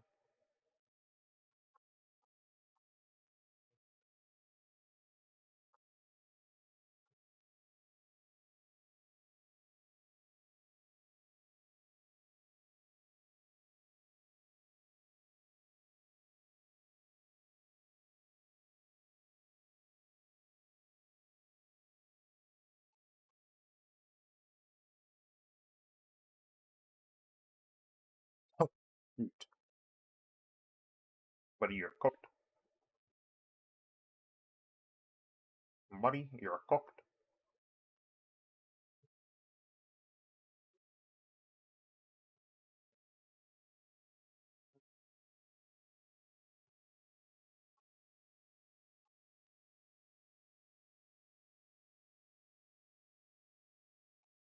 No, yeah, nothing's more heartbreaking than a fly touching your food, bro. Mid eats. Mid eats.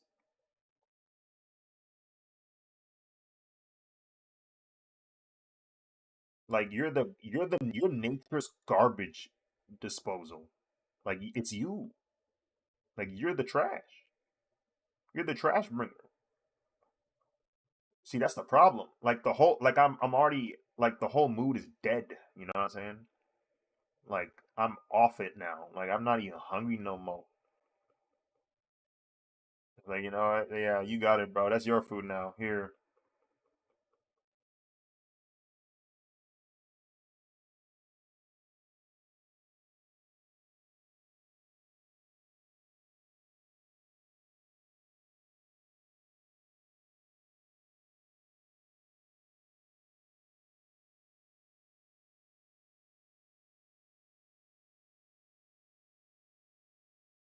Speaking of insects, there was this one time a bee assaulted me. Um, like they got freaking violated, bro. I was walking to the bus and like for whatever reason when I see a bee, the instinct to like swing or run, I like at an early age successfully like killed it. I killed the urge to like run and swing because I've seen too many people say that that was why they got stung. So in my head, I kind of trained myself: do not swing, do not freak out, because the bee will not sting, and the bee didn't sting, but it definitely kissed me. I said, "Bro, what are you doing? What you doing, bro?" Because literally as I'm walking, the bee pulls up to my face and just starts like flying around my lips. I'm like, "Bro, please, bro, bro, please."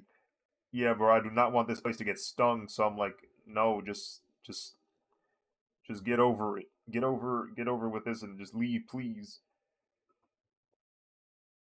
Sure enough, I was alive. I haven't gotten stung yet. I pray I never do because I don't want to find out if I'm allergic. I just don't want to find out. I don't need that. I don't need that kind of stress in life.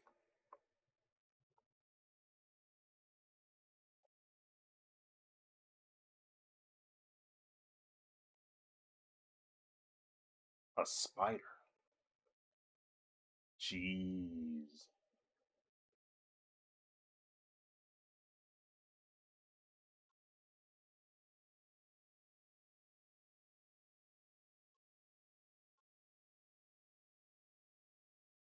Did they say what kind of spider it was?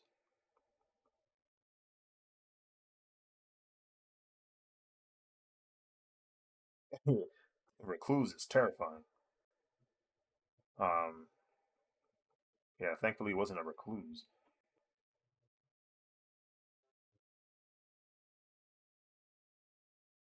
Recluses are like one of the more insane ones. Like you don't want to get bit by those.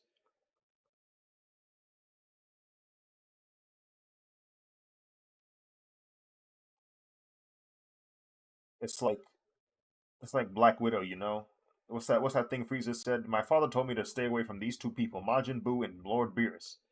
In in spiders, they told you to stay away from two of them, Black Widow and Brown Recluse. Stay away from both of them.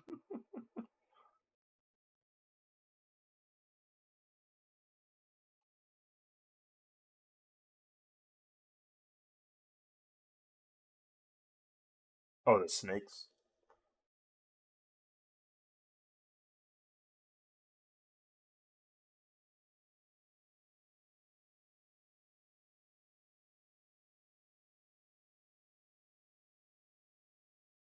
I haven't seen a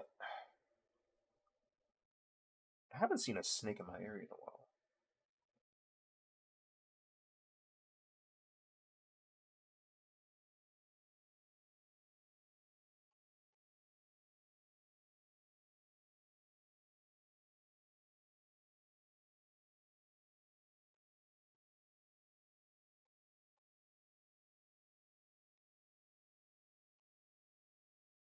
I'm beginning to understand the brush more.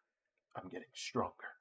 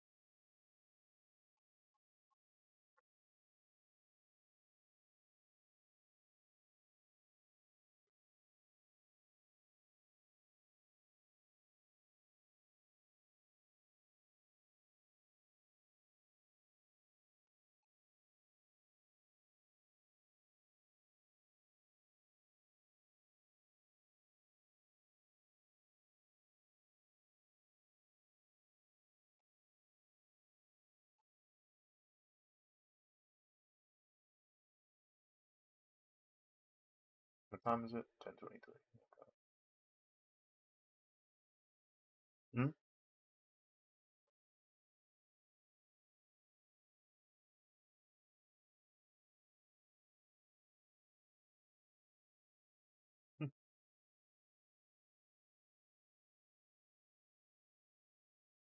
Oh my god.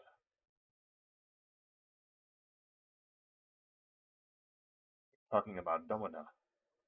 We just had that like a few days ago. It's very good, yeah. Domina, like you wouldn't think peanut butter, and then you try it and you're like, oh, this is it.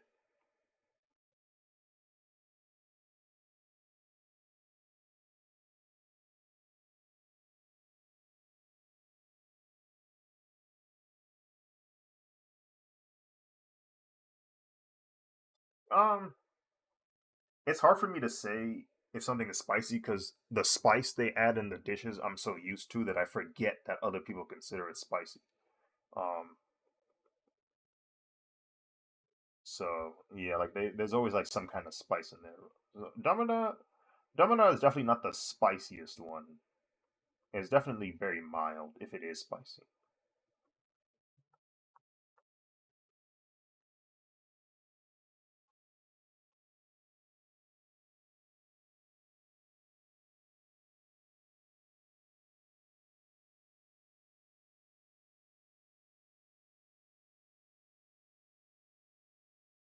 Hmm,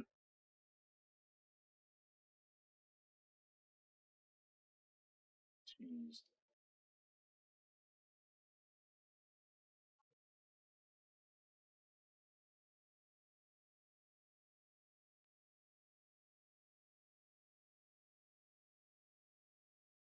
Yeah, we had quite a bit.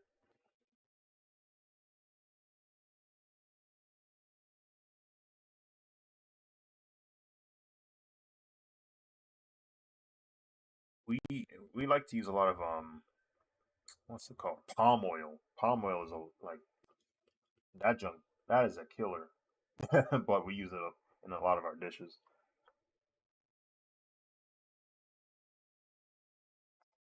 Um, I don't know. Where would I classify palm oil? Palm oil. They like to use it for like it'll physically change how the stew looks. Like it'll change the color of it because palm oil like it's such a strong color to it, and it stains everything. If it gets on your clothes, I'm sorry. I'm sorry. Yeah, that's never getting off your clothes. That's how strong palm oil is. It'll stain anything.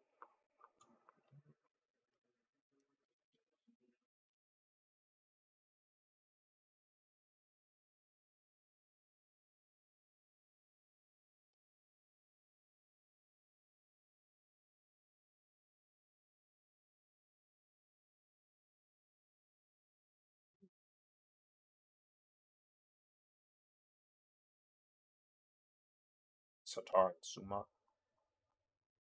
Mm.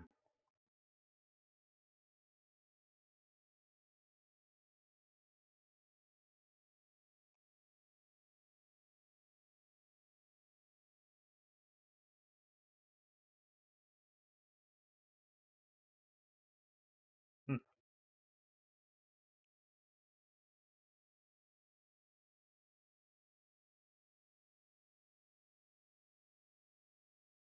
Mexican food.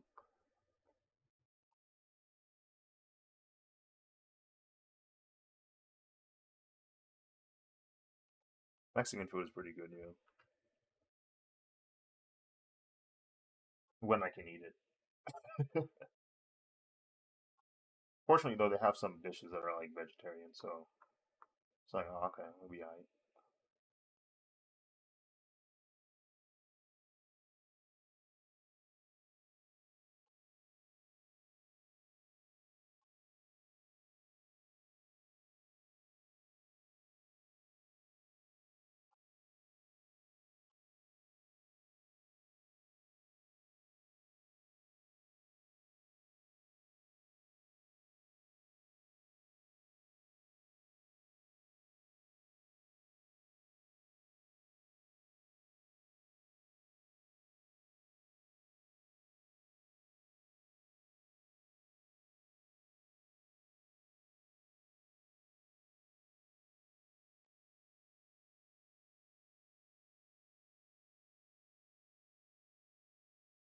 Speaking of Japanese, I should do my Duolingo. Thanks, CJ.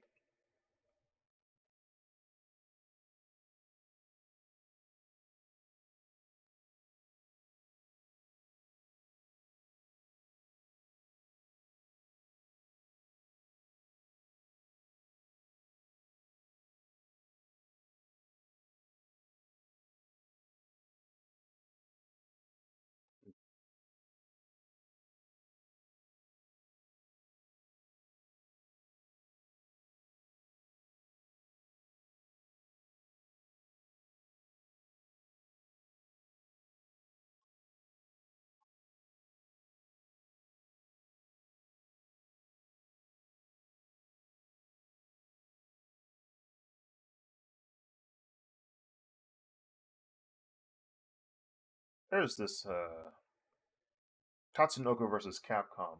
I never played that game, but the cover art for that game is so banger that I can never not like. I'll never forget how the cover looks because it's such a good illustration. Um,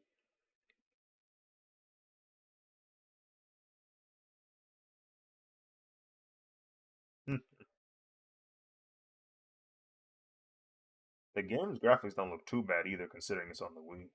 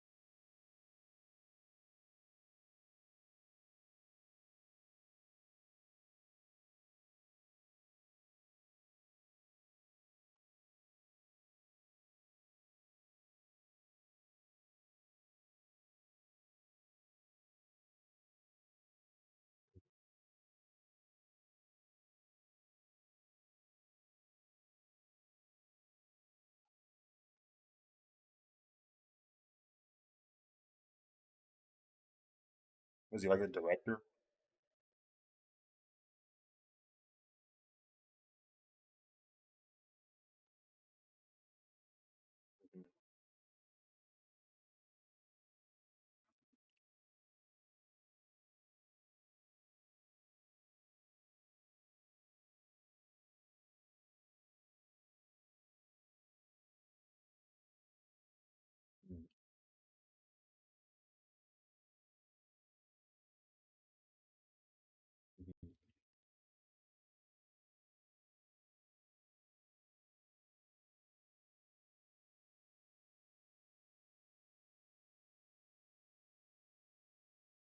The mall. Wait, y'all still got demos over there?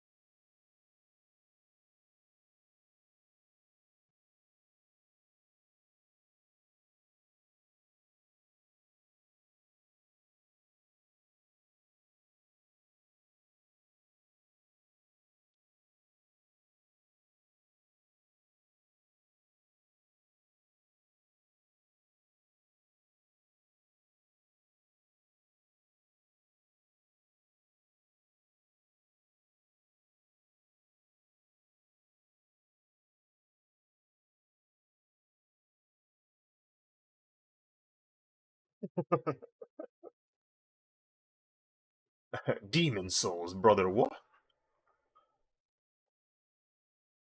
Bro, that's how I feel about freaking Halloween, bro. When I was a kid, I used to mess with Halloween heavy, bro. The festivities, the decor, the being able to cosplay. Like that's the one year, that's the one time in the year where it's universally accepted to cosplay. Like every other time you have to cosplay, you have to be indoors or near an event.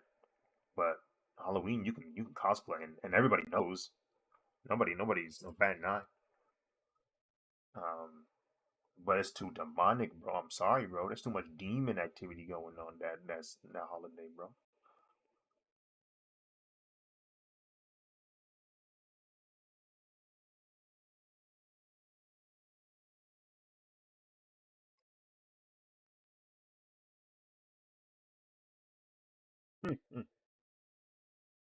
I walked in. Me and Sky walked into a Michaels because I was like, "Oh, hold on. Let me grab some tape so I can seal up my package, or not the package, my one of my luggages before I return home." You go into the Michaels. They got the Halloween decor around because it's around that time, and I'm like, man, like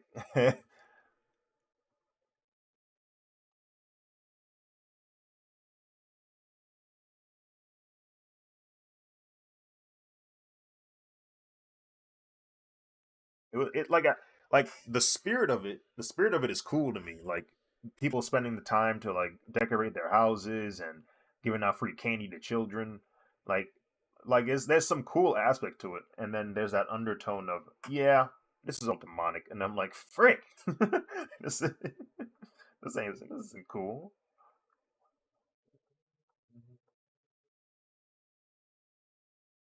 Lifelong beef.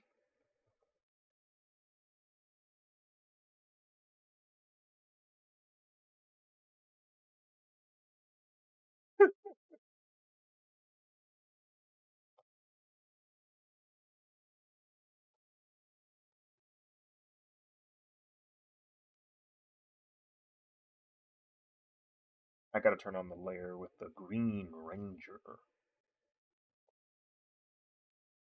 Where he about? Um,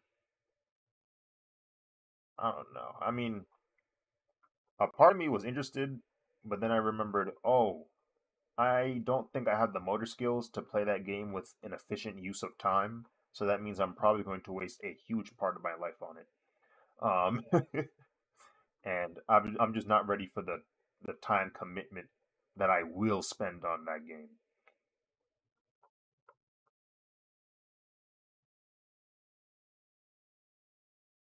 I'm still trying to make a sustainable source of income, and if I get on Elden Ring, that's not happening, bro.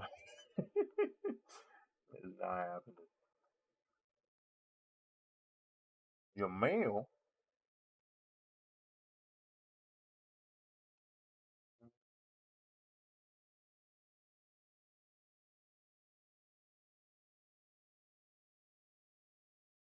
Yeah, no, Phenom. Yeah, he pulled up to the stream. It was on the on Instagram.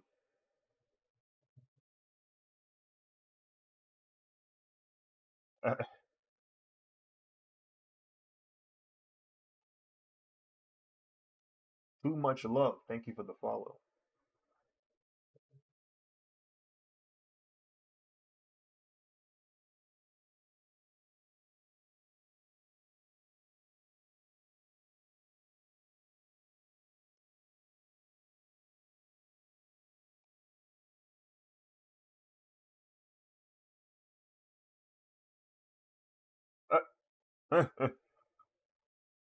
I know that ain't who I think it is. It's such a funny gif, or funny meme people use. I know that ain't who I think it is.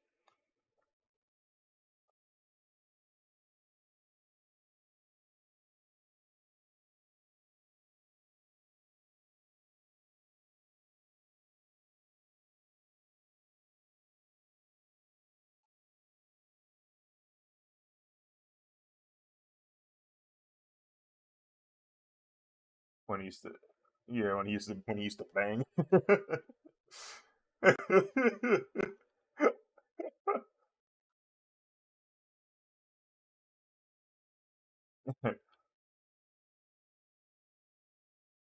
Yeah, me and your pappy, we used to do some stuff back in the day, you know. I said, ha ha ha, trying to.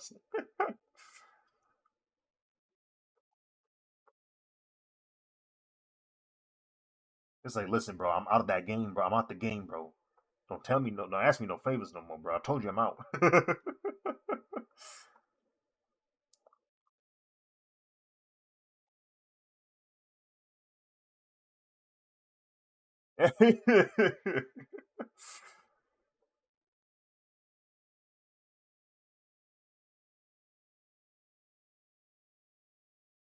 Gonna crash out.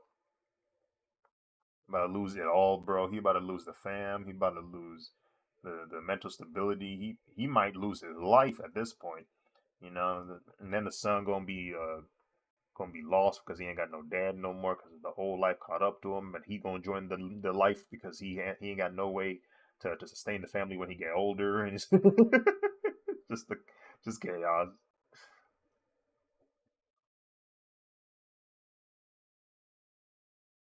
Mm,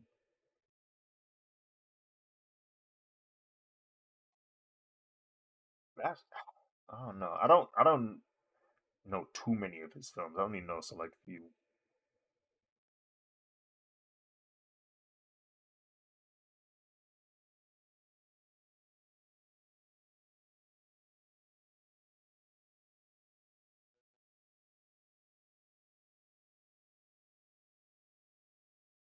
Hmm.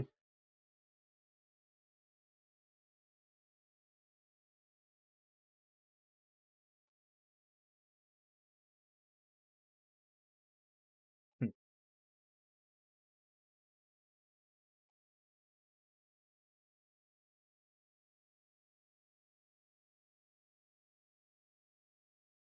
Oh, like a backhanded compliment.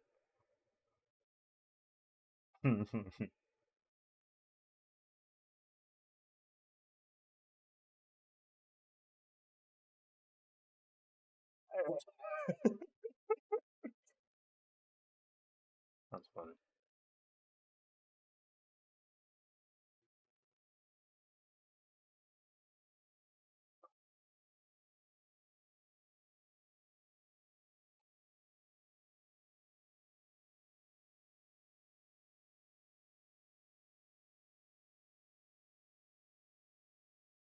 Yeah, if you make a joke that's just not good, like it don't land, you get ready for the scolding. It's not gonna be pretty. It's not gonna be a good time. But if you go far enough, but yeah, like you said, if it actually hit, people start bursting out laughing. They might let you slide for real. Or here's the worst case scenario: they let you slide, but 10 years later, because you was feeling good about yourself and you didn't delete that horrible joke, they gonna come back to it and they're gonna cancel you.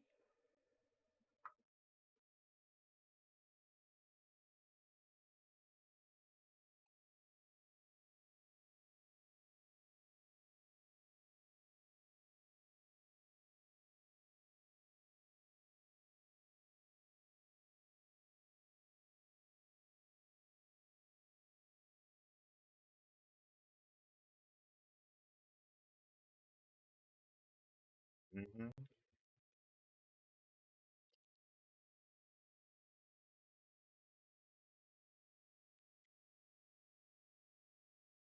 Shane Dawson used to just post foul content and it was hitting. We all watched. And I was like, what the frick? Like, why am I still watching this?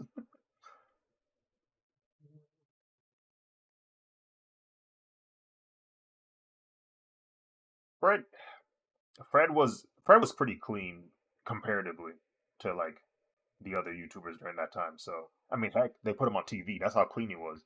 Like they were like, hey, yeah, he worked.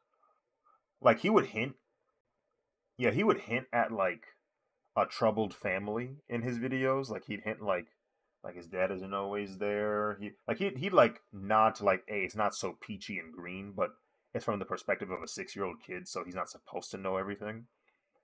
But like that's still relatively green compared to the other content we were watching on YouTube.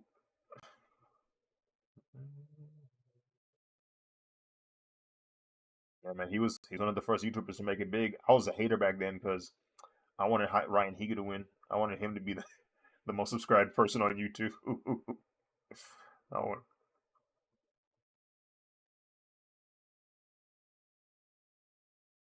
mm. They're like, "Hey man, wasn't this man's name?" He's like, "Come on, bro, that was some '07. Let him go. Let him be." It's not even spelled the same.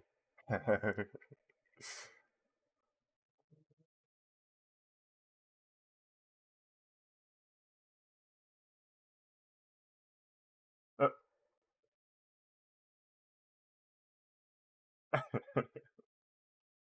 what do you mean mute? What did I do?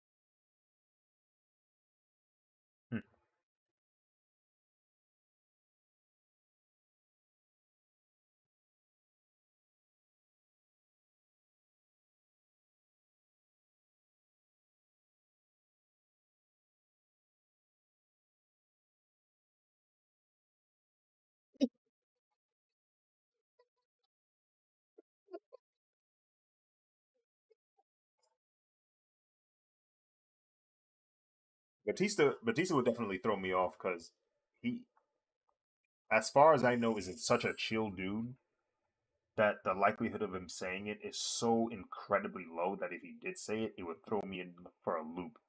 Like it would throw me way off. I'd be like, "Whoa, what? Huh?"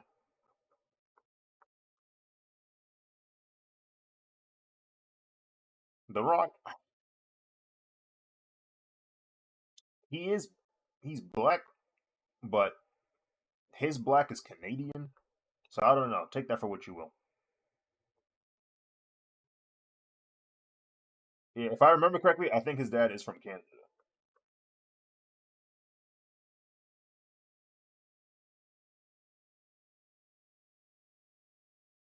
So I know Kendrick went out of his way to say, to another fellow Canadian, he didn't want him to say that word no more. So I don't know. I don't know. I don't know.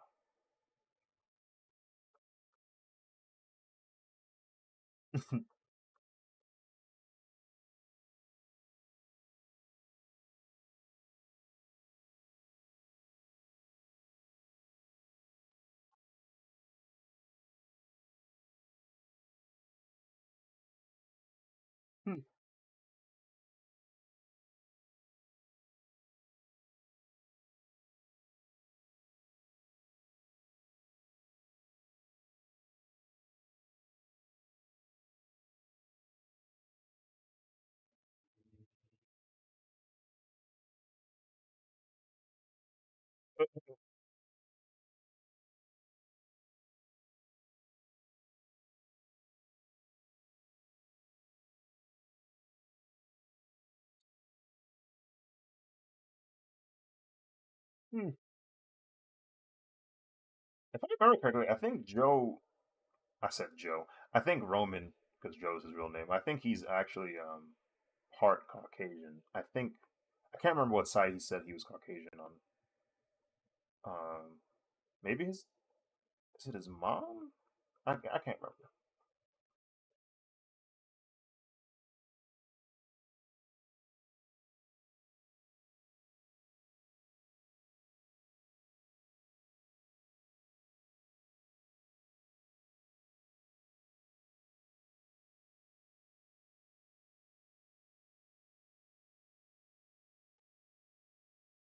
Hmm.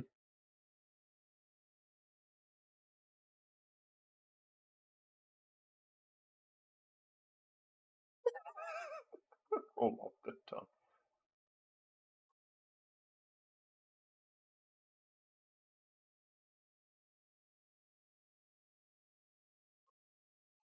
Well, I kind of argue this by saying there's actually a moment where he almost said it, and I almost didn't bat an eye. Like I didn't. It didn't really. It didn't really hit. when he said it.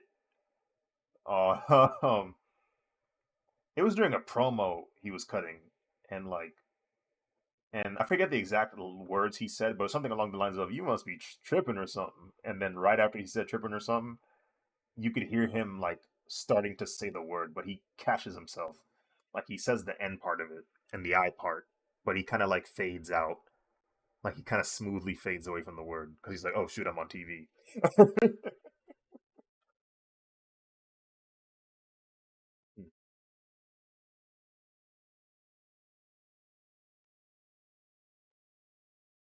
Yeah, that's the word. That's the line he said. Yep. But like he like smoothly gets out of it, but it's hilarious. It's hilarious because you're like, if he finished that sentence.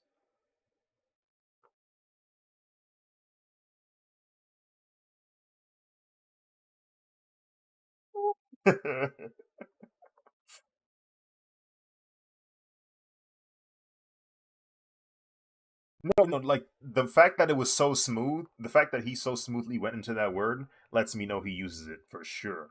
Um, just probably in the privacy of his own home or something. I don't know, or between his friends and his family.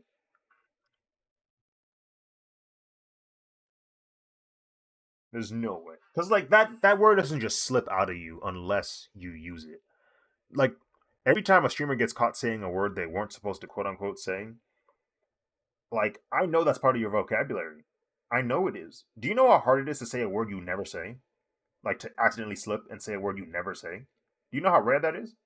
Like it's very difficult to do.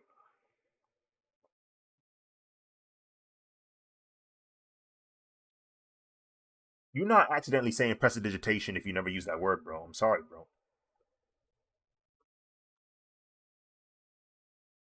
Oh yeah, Vince did not slip. Vince didn't slip. He meant that. He really said that for real, for real.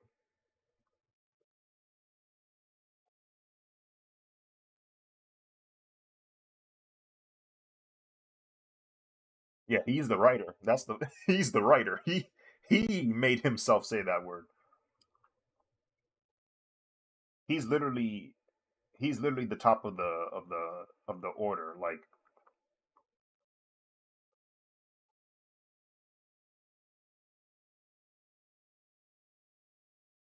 yes, bro. He's a freaking maniac.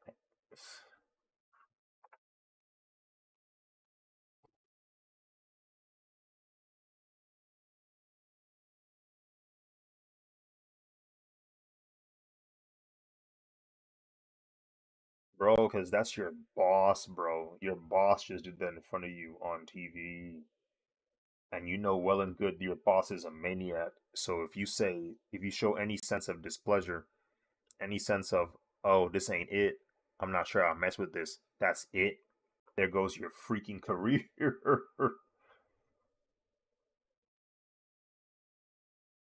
hmm It will, yeah, you're right. It won't be a slow, it won't be a quick, like you're fired. No, it'll be first, we're going to destroy your character. We're going to book you horribly. Any momentum that made you over, we're getting rid of it. We're going to make the fans, like, uninterested in you. And then we'll fire you. That way, when you try to get a job elsewhere, it's not going to happen. Because people will be remember you for, oh yeah, you're the diaper wrestler, right?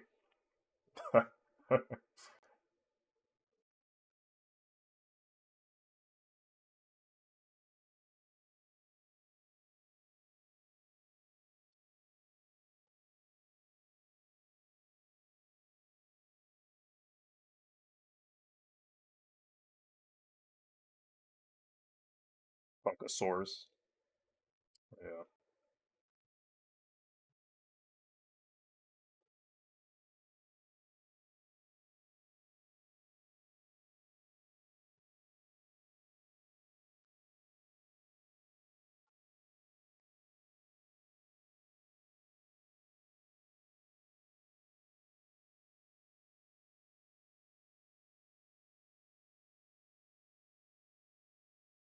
Heck, I didn't even know this, but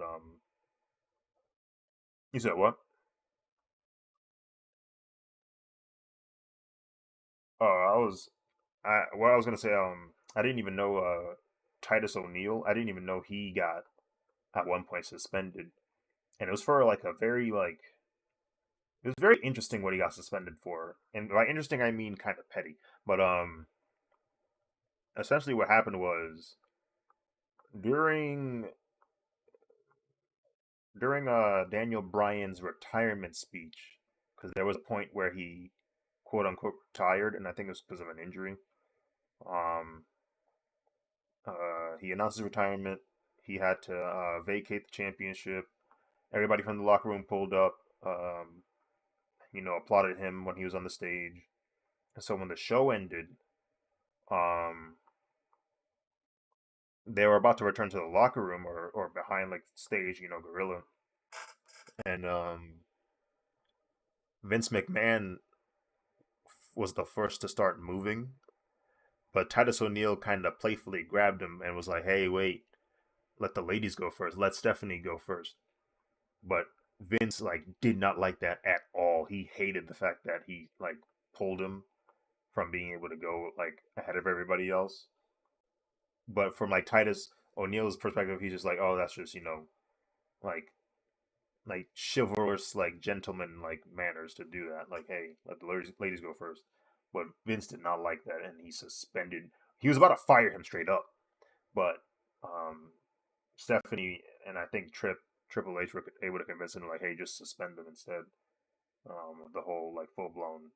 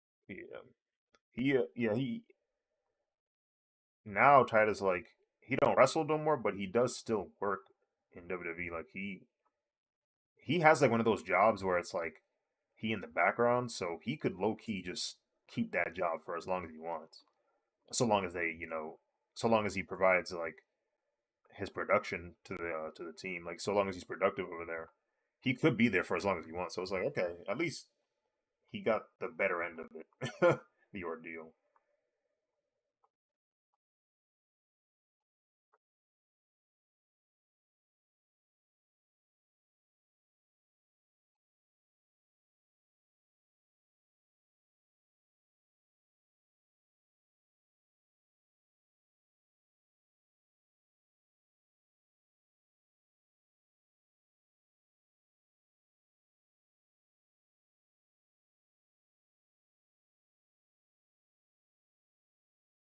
Mhm.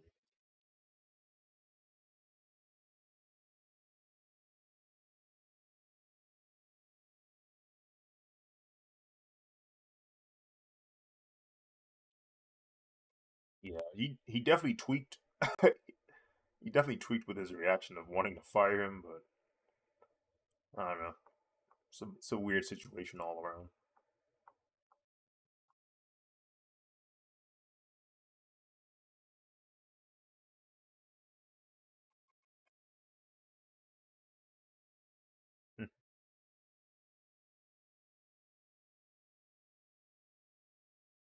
Oh yeah, he definitely got away with a lot. Who knows what he really got away with being the like because WWE is his domain. Imagine making like here's how it goes. You're in a business that originally was territory based. Like you don't touch this man's land, You don't touch that man's land. They don't touch your land. You stay in your land, and that's how you operate. And then one day you go, what if I didn't? And you take all of the best wrestlers possible, and you make the biggest business, or you make the biggest version of the business with your company. Now you're top dog. Now you're basically a millionaire at this point, um, pushing your way towards billionaire. Like when you get to billionaire status in a business that you run, in a business that you have taken over, you start to make the rules of that business because you're the top of that business. So you start to make the rules. So it's like no one can tell you what to do. It's you. You're the one that's supposed to tell yourself what to do.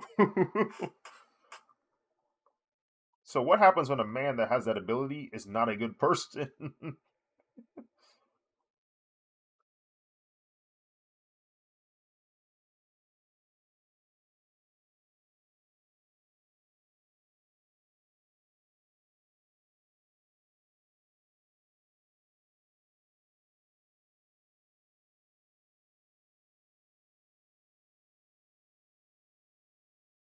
Yeah, it is gnarly that like Triple H was the best case scenario for sure because he not only was part of that business as a wrestler, but now he's seen all the mistakes. He's seen all the ups and downs of what happened when this previous owner did it. So he can bounce off of that and be like, okay, this didn't work when I was wrestling. Let's not do that. Let's not do that this time. Or this is how the crowd reacted when this happened in this storyline. Let's try and not let that happen again unless we're going to do it on purpose. Like he's not perfect, but he's at least trying to like actually make the business move, make it improve, make it actually better. Because for a while, WWE was stagnant. They were struggling a bit in terms of like improving their quality. So yeah, he's definitely the best case scenario right now.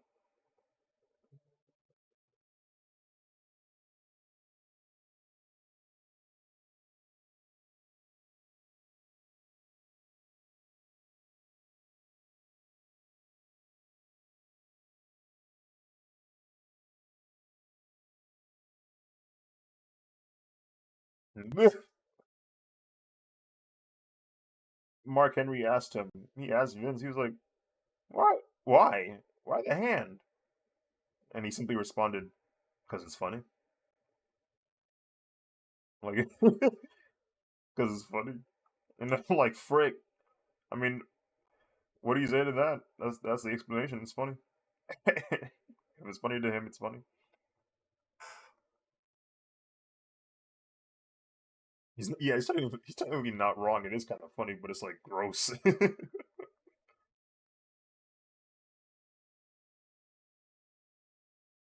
Linda McMahon.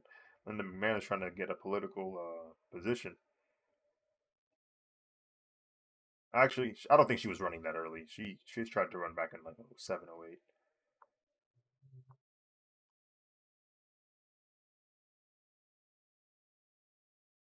Yeah, Kane is now the mayor of Knoxville.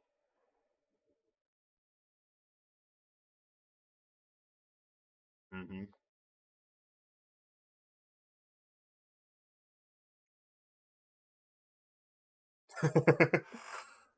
I'm here to see the mayor. What business do you have with the mayor? I just want to say hi. Tell him I'm a fan.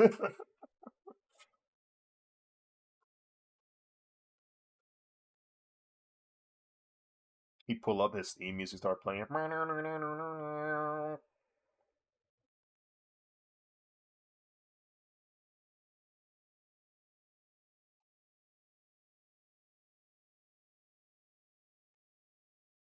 Yep. Some people don't mess with him though because he read.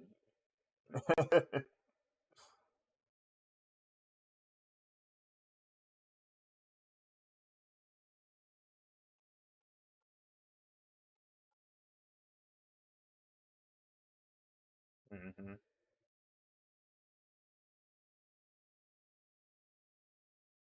Hmm.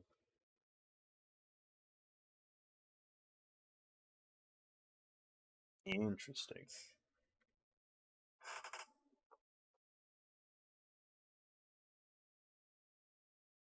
Hmm. You're my hero.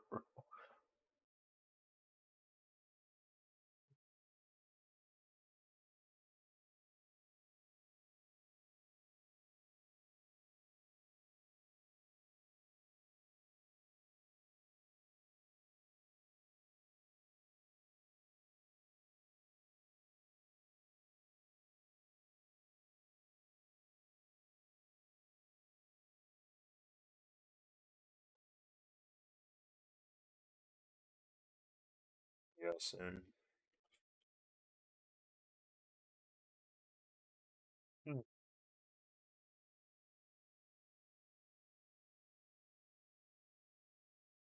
hmm, don't go there. Don't go there. Choose another one, please.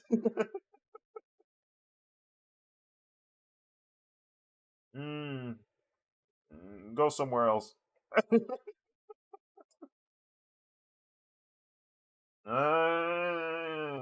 That might be the worst out of the ones you just picked.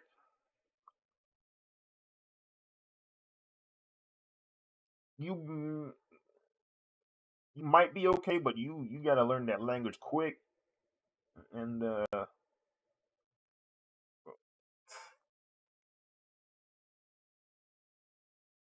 oh, so you want to live the difficult life? I got you. I got you. You wanna make life hard. You wanna be sitting in your house and then your back like start to twitch and you can't do nothing because nobody with you. I see. I see. I see. I see.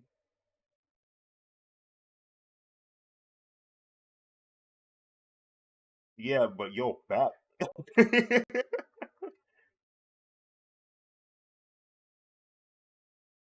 See, that's yeah. You might be okay in some of those areas. The thing is, my point is, it suck here. Sure, you right. It's not that great. It's still the better option. That's the scary part about it.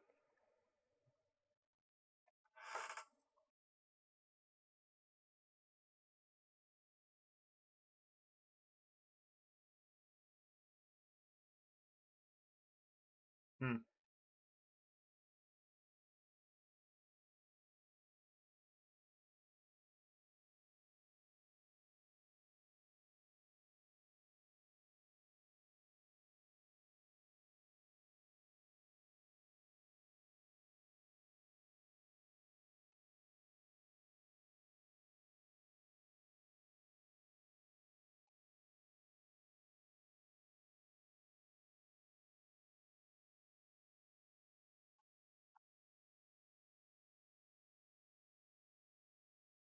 I got the who? Man, you know I don't mess with demons and witches, bro. You think I'm gonna watch Agatha? I could barely handle Wanda's. Moon Knight was Moon Knight. I was interested in because of the split personality more so than the mythology of it. To be honest with you, I didn't think there was gonna be that much mythology. I was like, oh, multi personality disorder. I'm messing with it. I'm here. Like I knew of Khonshu. I knew he was gonna be in there, but I was like, I ain't worried about him.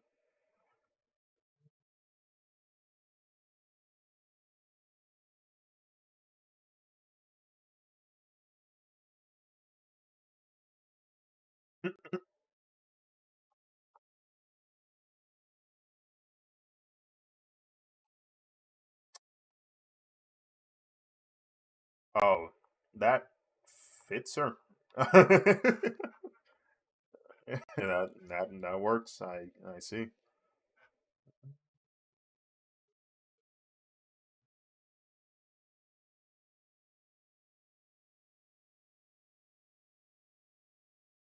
There's so many Jim Johnson. There's so many what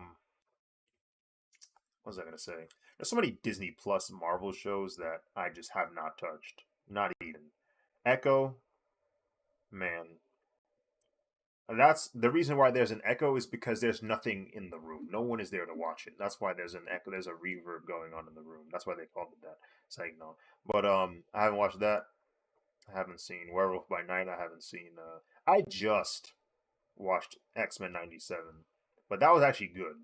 It was actually a good watch. I actually enjoyed X-Men '97. Um, but yeah, there's so much content I just haven't watched right now. I did see. I wish I didn't. Not good. Uh, he's not the issue, but it just fell flat.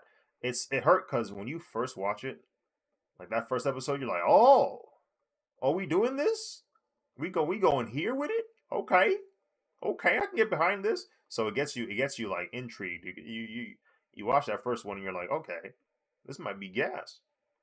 It was not gas.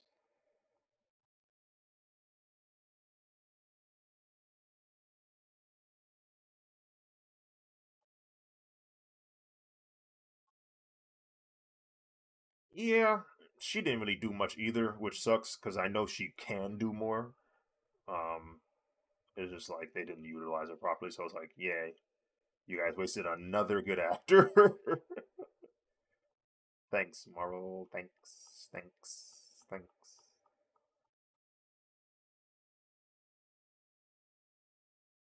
Yeah, I don't know what it is with Marvel, but they have a really consistent track record of not utilizing really good actors to their full potential. I don't know what that's all about. Like Kate Blanchett, Chris Eccleston, freaking Christian Bale, um, Mads Mikkelsen. Like, there's insane names that pull up to Marvel projects, and they don't really do much with them. It's just like, guys, please. And they always make them the villains too. They be making these like renowned actors villains, and because Marvel likes to get rid of their villains the moment they show up, lots of wasted potential. The villains end up dying the movie they came in.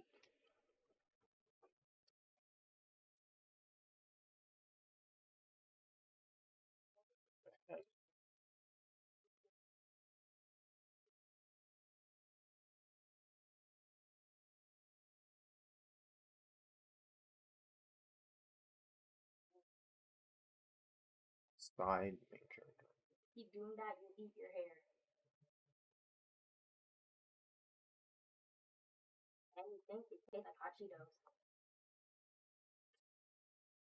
Man, what do you do to make them feel as damn man?